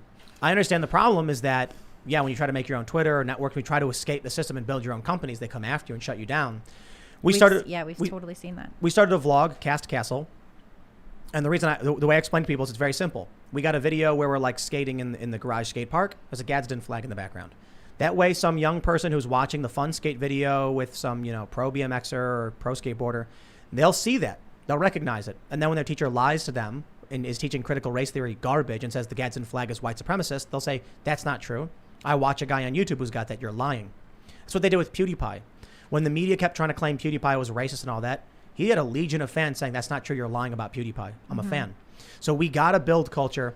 We can't just sit here and be like, it's bad they did this. We've got to do something else. So you know what? I'm actually we've been planning this for a while to do our own sodas. We're going to have Nice. our own Timcast sodas. You call these companies, they do formulas, then they will make a specific flavor and then send it to a manufacturing plant. Super, like, they're not very big corporations that do it. That's And even then- better. And then we're going to have our own soda. And then I'll get a little vending machine and we'll make Luke's old-timey sarsaparilla. How's that sound, Luke? Or butter beer. Luke's old-timey butter beer. There you go. Harry Potter fan, right? I was just in Orlando, so. Why? Did you do went to the the- Harry did you Potter go? event? It was awesome. Did you Confession. go? It's a confession. Yes, I did. What's It was butter? so what is great. what is I went butter this beer? year. Too. It was awesome. They have to put like crack in there or something because it's good. it's What is good. It's this beer that's butterscotch and just soda. It's not really beer. There's no most beers like have butterscotch fluoride in soda? it. There's no alcohol or fluoride in it. I hope, but it's just it's my guilty thing that Butterscotch soda? Yeah, that it was good, and the rides were fun. They were And so fun. I was a normie. I was a normie for a little bit. I had so and- much fun doing and that with it- my kid. I We got know. the wand and we did the whole. Yeah, That was it was awesome. fun. That was fun. Sorry. Well, Sorry, I'm a I'm dork going off about that. It topic was here. Yeah. awesome. watch. You know, people can do. It's like buy books from writers. Michael Knowles' book came out. You've got Andy No's book, Unmasked. You've got Michael Malice's book. You've got Jack Posobiec's book. Buy those books so that on Amazon they hit the top of the charts. Show people. And another thing too is like on YouTube when they thumbs down these videos and the White House is forced to take down their ranking system and comments, that makes a statement. But you know, it's things like that. That's good. There's got to be more to it. Voting with your dollars is very important. It's funny when you watch the YouTube videos of the White House press conferences, and there's so many less viewers than there were like a year ago, Well, or 2 years ago even. You know. Another aspect that's funny. critically important is voting with your attention, deciding what you will incentivize. Are you going to turn on Netflix, or are you going to turn on independent media? Are you going to go after and seek information that, of course, is going to be valuable? No one said personal responsibility was easy. Personal responsibility is about learning yourself the importance of liberty, of freedom, of being reliable on yourself, and that journey is an amazing one. You could live a journey where you could literally live in a pod, eat the bugs, be a total slave of the establishment, be imprisoned by the algorithm in your own head, or you could live a life of exploring, discovering, and when you truly do put yourself on this path, which starts with your ideas, with you just deciding to think about good, beautiful, positive things that you could have for yourself. When you put yourself on this pathway, life is so much more adventurous. It's so much more awesome. It's so much more amazing. Yes, it's easy to sit on your butt, be a couch potato, eat your GMO, Monsanto, corn down your pie hole. You could do that all you want. You know what? It's Does not any- that easy because it makes you depressed. Exactly. Does anybody watch zombie movies and just go, man, I wish I was the zombie? Yeah. That's apparently what's happening Yeah. right now with so many people in these cities. Wow. It's not easy. It's institutionalized. It's what people are expected to do, and when they are in there, they're miserable. And when they're miserable, when they're depressed, when they have Then they buy anxiety, more shit. then they need to buy more useless crap Yeah. to fill the empty void within themselves. And that's why I think there's been such a huge agenda to break up the family unit, to make sure that people are individualized, to make sure that they're going to be easily prey Well, once for the you- larger corporate establishment. Once you break up the family unit, which is a natural grouping, right? Once you break that up, you can siphon individuals into separate identity groups, and then you can work on equity between groups, and then that's how we have Marxist infiltration of American democracy. Exactly, and that's why a lot of Marxist organizations, even BLM, officially called for breaking up the family unit, Yeah, because they- it's integral to Yeah. let their brainwashing Mao get did through that. to individuals. Stalin did that. Exactly. This is how you do it. First, you make it so that you don't have any idea who you can Yeah. trust. And that's why in Poland they attacked the churches. The churches Mm-hmm. were very instrumental with fighting back against communism, which my family was a part of doing. And the family unit, I think a lot of people have it misconstrued. Yes, there's a lot of bad things, but it's not like they weren't there before. We're just realizing that this exists. The veil is unraveling, and what it is, it's providing an opportunity for people to actually see the world for what it is and not become victim of the larger traps laid out in front of them. And I think this is an amazing thing that's happening, and I think people are finally deciding, waking up and making the decisions that are right for themselves. And if they're not, I mean, personal responsibility means you're responsible for yourself, and I think we need to teach people that more and incentivize and make people understand that at the end of the day, you're responsible for yourself and nobody else is, and no one's going to come to help you. No one's going to go out of their way to make sure you're in a good position unless you do it for yourself. Let's go to Super Chats. My friends, if you haven't already, smash that like button. It really does help. Subscribe to this channel. And go to timcast.com, become a member. I know everybody's super excited. I mentioned this yesterday. I was like, we do have a new editor-in-chief coming in. You're all big fans. She's going to do a great job, but I'm not going to say who it is. Everybody immediately tweeted at Cassandra. They're like, we know it's you. We know you're friends with him. We know this is going to be you doing this. Cassandra does a really great job writing legit news. The left hates her because of her opinions on Twitter. I don't care. When you look at the stories she actually writes, they're fleshed out. They're fact-based. They're cited. She does a great job. We're going to be bringing out a bunch of other reporters, and it's going to be fantastic. And everyone's going to serve as a sort of a check and balance on each other. But we are going to have a fact checker, not even in this building, that we're going to be hiring, who's going to be in a different building. That way, when we write something, they then see the articles published, and they'll go through it and fact check it. That's what Newsroom's supposed to do. You're supposed to have an independent fact checker challenging what your own staff are writing. So you can complain all day and night about the individuals working here, but we're going to have a separate unit that does fact checking as well. It's going to be fantastic. And it's because you guys are members at timcast.com we're able to do this.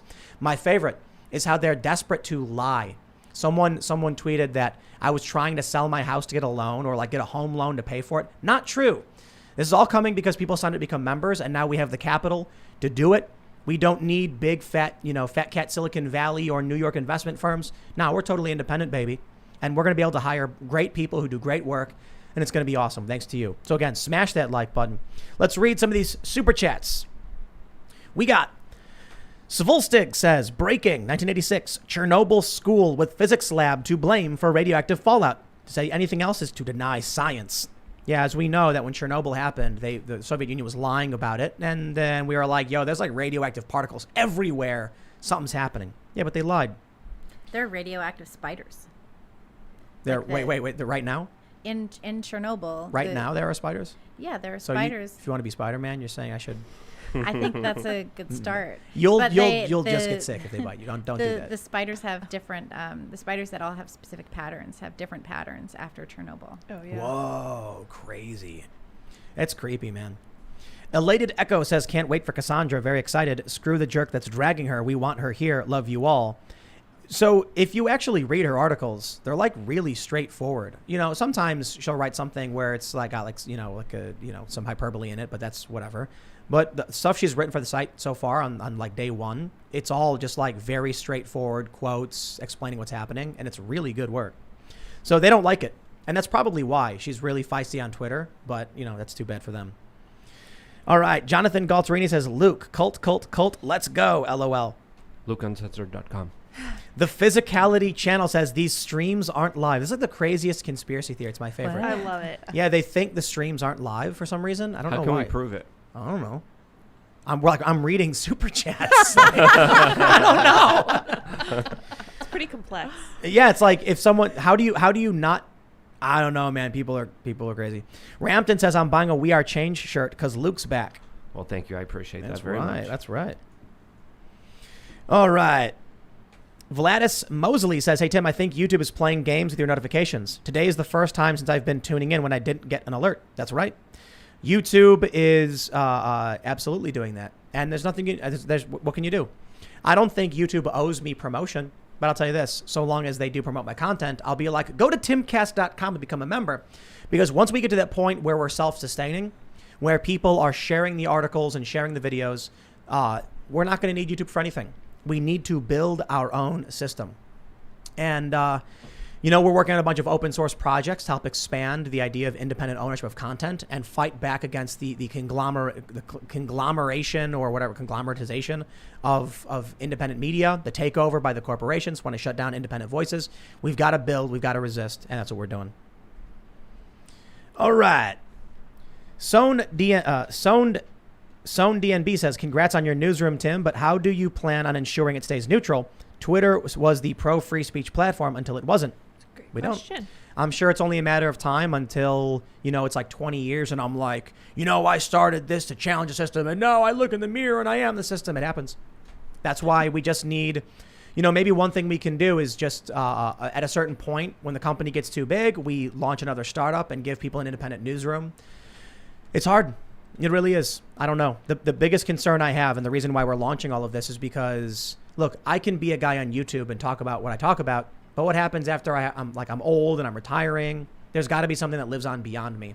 At the very least, we can plant the seeds of this culture and hope it remains true and expands.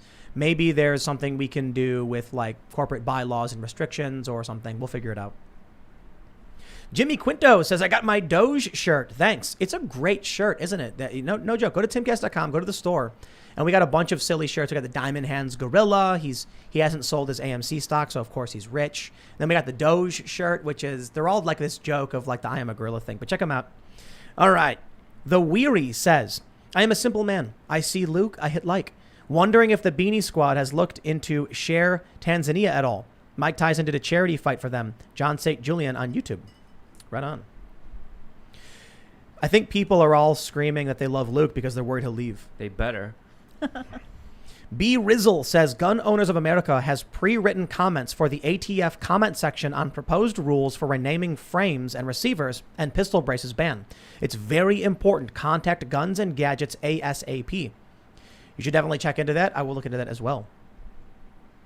Taz Riot says people often talk about the problems yet don't mention solutions. You want things to change? Form your own community, like an intentional community. Be the change. Be the change, Luke. I heard that somewhere. Yeah. But in today's video, I was actually talking about the most important currency that you could have during turbulent times. And the most important one is social currency. The people around you, your neighbors, your family, work on your relations because those are going to be critical when things break down. And they're already breaking down. All right. We got Evil Zombie Hamster says Seattle City Council candidate Ubak's guard here pled down from a felony for a bomb threat on a school bus. Seattle Democrats are backing her.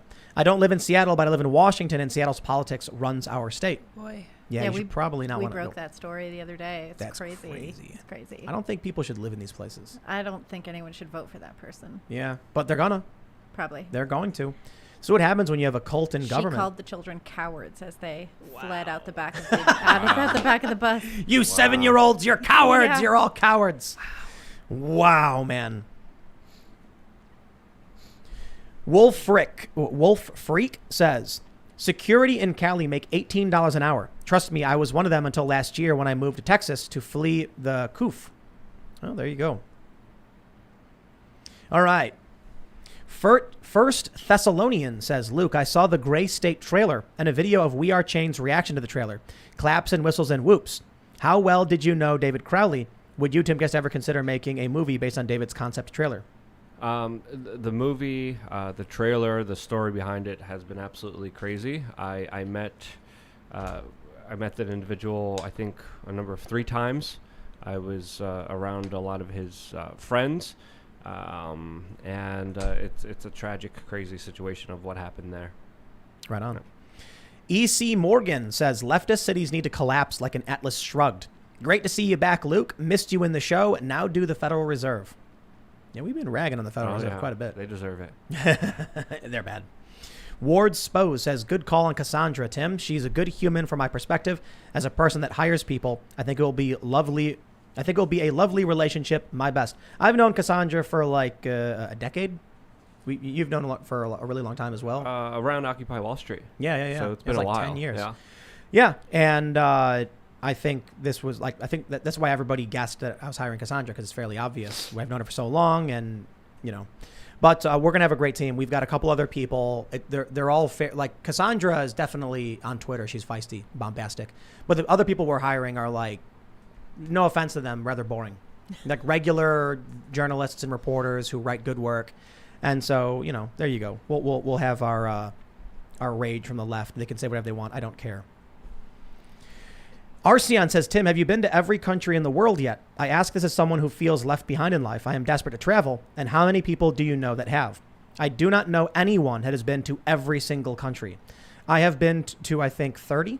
Luke, you've probably been to way more than I have. I lost count, but I love traveling. You've probably been to like more than half. Yeah, I was travel hacking, and right before COVID, I was so happy, and then COVID hit, and I was stuck in New York City, which wasn't the place to be during COVID.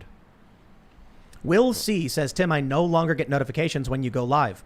Over the last 2 weeks, I've had to search my subscriptions to find the live chat. Keep it up. That's right. If you're listening right now and you want to make sure you never miss an episode, subscribe, hit the notification bell. That still might not be enough, but I'll tell you this. One of the most powerful things you can do is take the URL to the show and just share it on all social media. And I think you can always go to youtube.com/timcastirl/live. But of course, when the new site rolls out, I don't know exactly when it will be launching this specific feature. We're planning on just having the live run on the website as well. We're trying to use these networks and, have our exodus. So long as they drive massive amounts of traffic, we want to make sure we can guide people to our platforms as well. So we'll use YouTube to the best of our abilities. But yeah, we'll have all the stuff on the website because sooner or later they're gonna just nuke us off YouTube. William Carlos says, so I see you're accepting bribes now, Tim. Great. Please check out a pitch that I sent to your pitches email. I'd love to hear back from you guys. Beluga whale. Bribes in the form of super chats. If you super chat, I try to read as many as I can. Bribe? Sometimes I don't know. people get their super chat read. Clef the Misfit says, hey gang, did you see the content cop video on Taylor Lorenz with the YouTuber Bost Wiki did? Professional thorough takedown. Turns out leftist women don't protect each other either. Interesting. I didn't know that. I watched the video. It was actually pretty good. Really? Yeah. Well, there you go. All right, let's see. The Licensed Guru says, good choice for today's panel. They should be on more often. And missed hearing Luke's opinion. Welcome back. Thanks for having me. Let's see. Samuel Lelyuk says, where's the coverage by Tim of the censoring of Brett Weinstein's video? FDA compliances in 500K, US COVID. If you'd like to see that, look, they deleted Brett Weinstein's video. So we did a segment on timcast.com. It is, yes, for members only.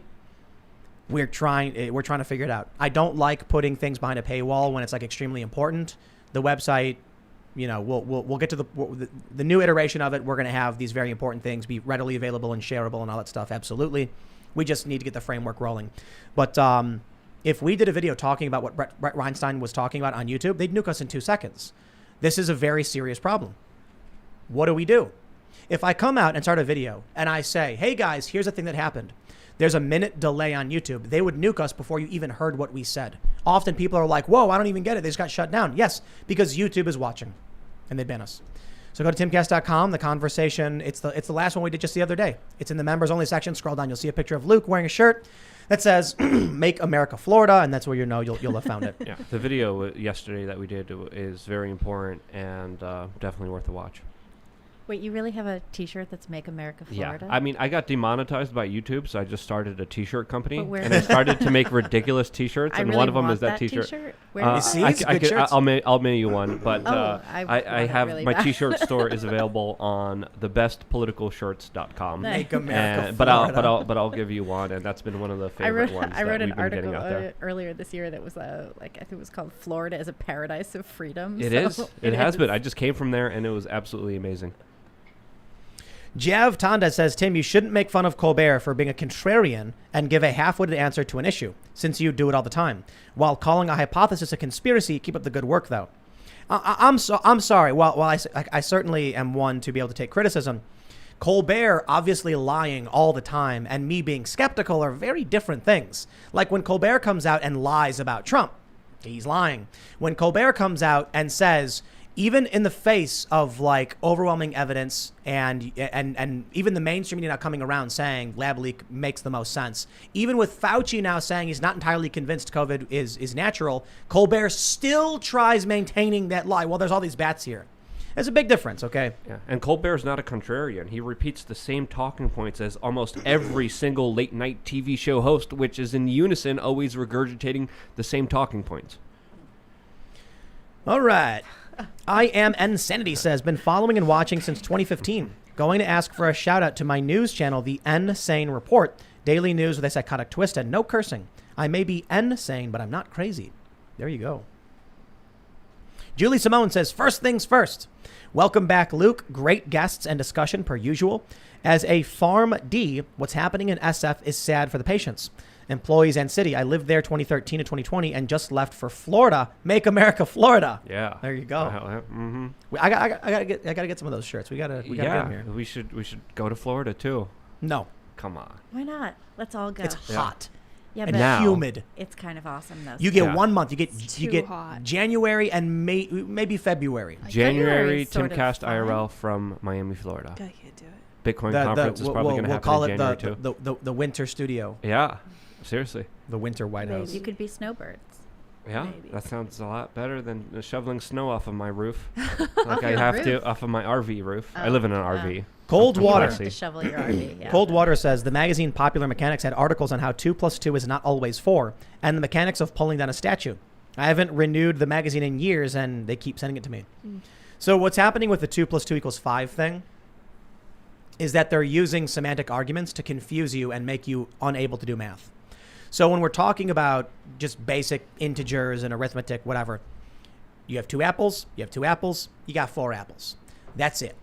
What they do is they use like semantic arguments like this. All right, Luke, if you have 2 apples in your left hand and 2 apples in your right hand and you put them together, how many apples do you have?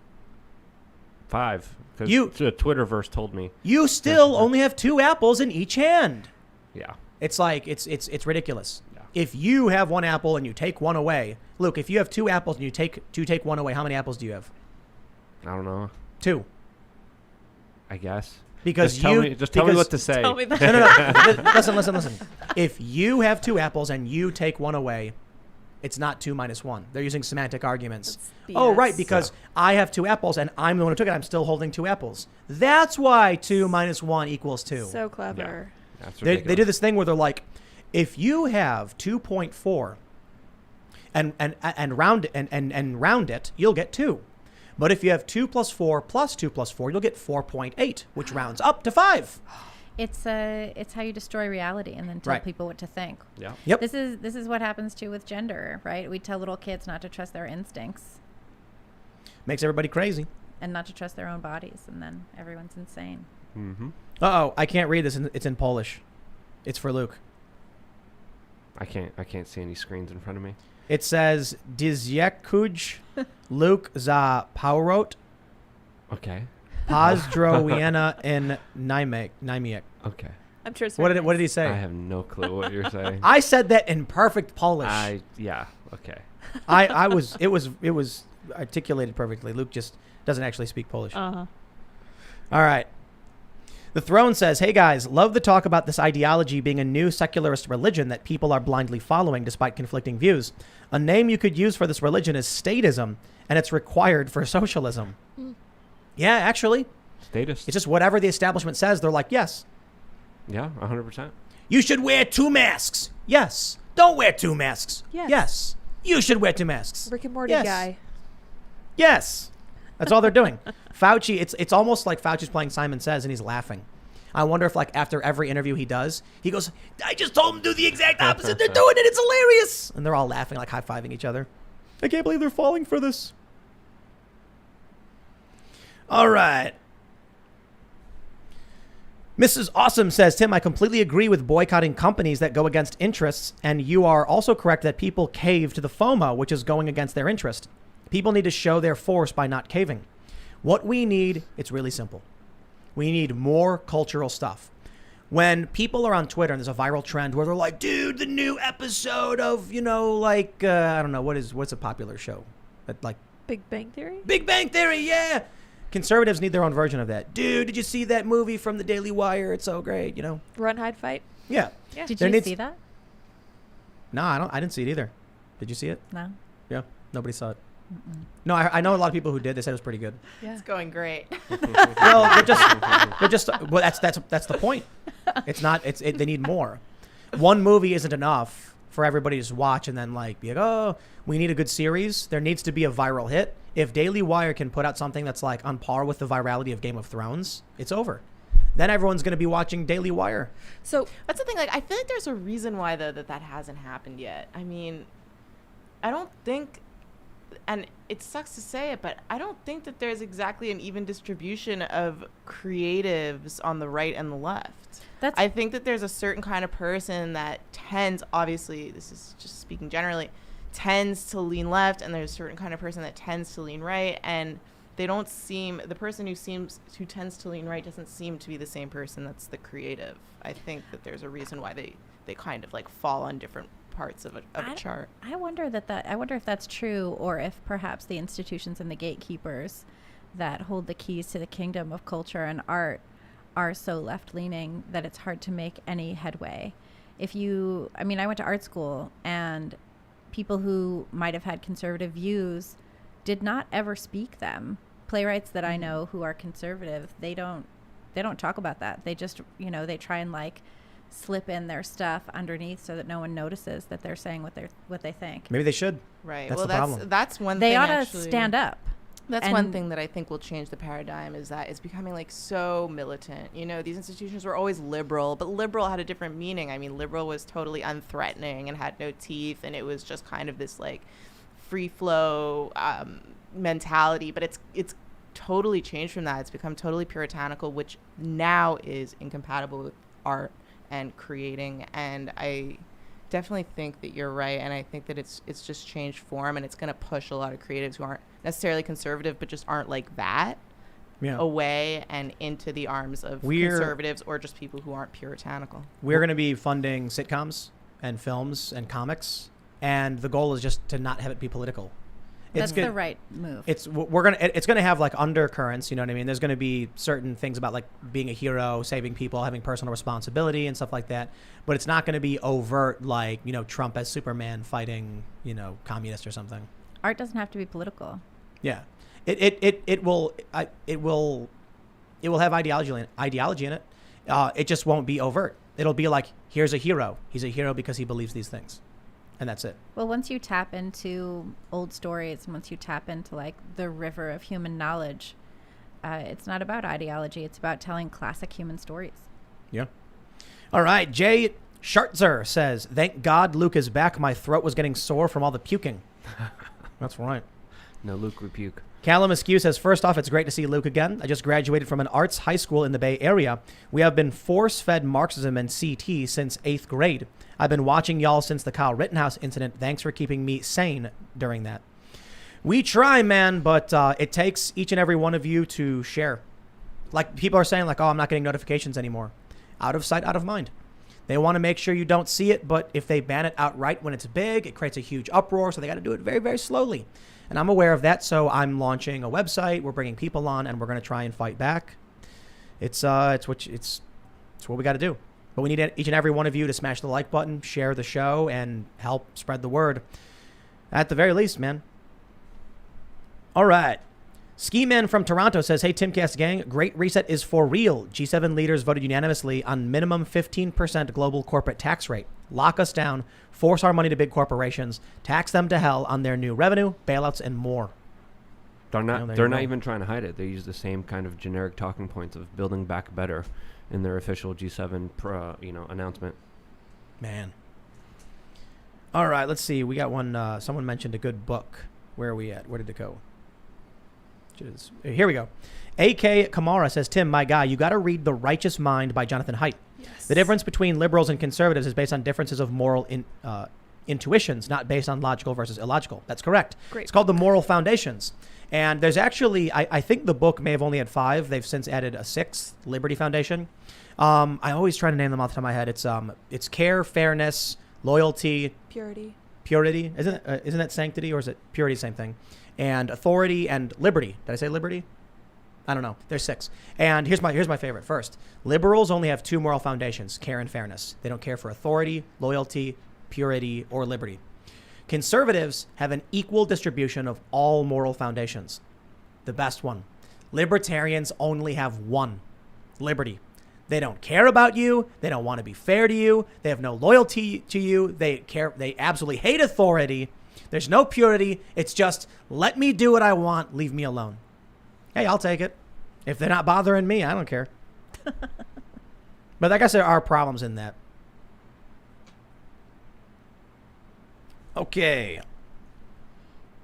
Jonathan Kelly says, I am suffering from same nerve damage as your friend. I don't know what to do. Docs included specialists don't have much to tell me. I'm in terrible, awful pain all day and all night long, head to toe. Man, sorry to hear it. A friend of mine's got nerve damage in his arms and legs. Yeah. So he can't, play music or skateboard anymore. And I've been talking to him about it. And he said just one day, a few days after, getting vaccinated, he started to feel pain. And they said they think that his immune system went into overdrive and it attacked his nerves. Yeah, at least people should register with VAERS. If they do have complications, if they have any problems, they should report on it. So at least people know the real numbers out there, because they're already pretty staggering. All right. Alternative JK says, when it comes to SF, you should look at their current DA, Chesa Bowden.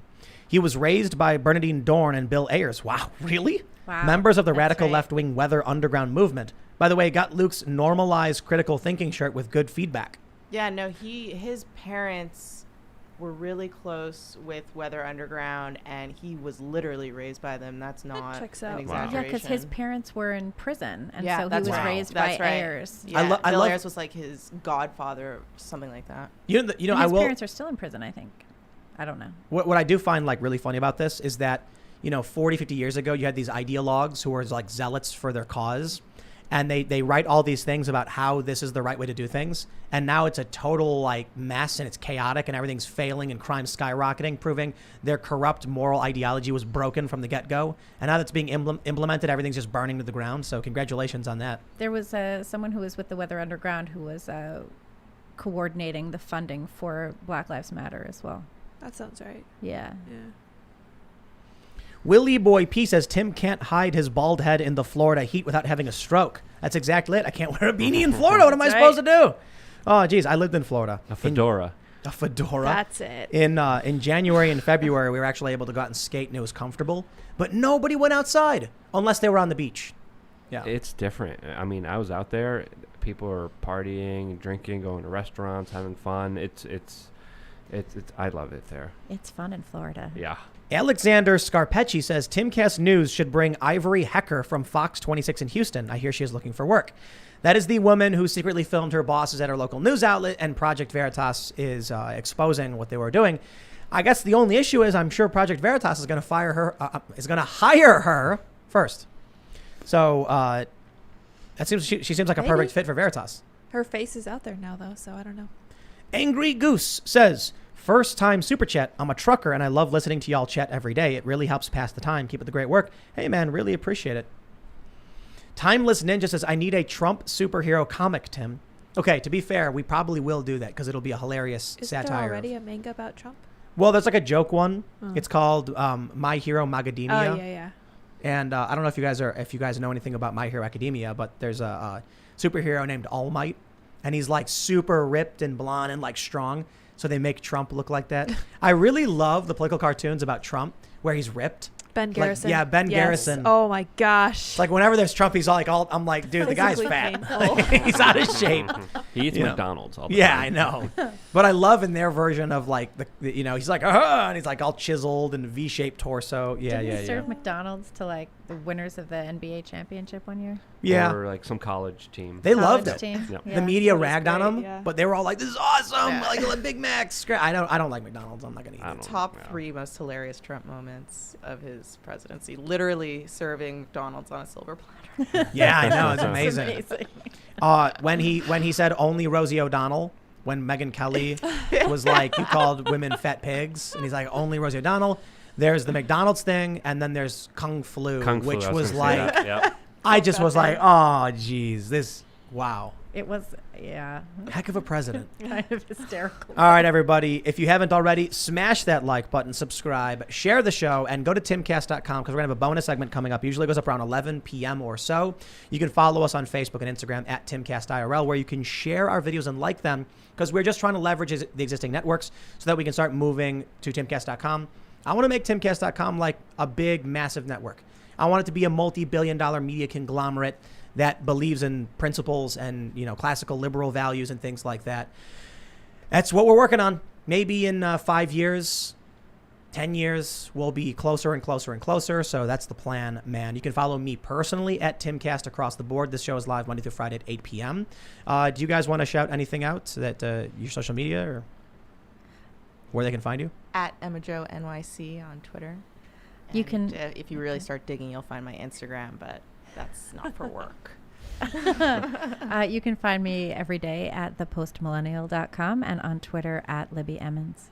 And wearechange.org is the website, top right-hand corner. Just sign up on that email list. It costs you nothing. It's free. And I send you premium videos on there. My main YouTube channel is We Are Change. Hope to see you there. You guys may follow me on Twitter at Sour Patch Lids. We will see all of you in the bonus episode where we say all of the things YouTube doesn't allow us to say, including swear words. That'll be at timcast.com. So thanks for hanging out. We'll see you there.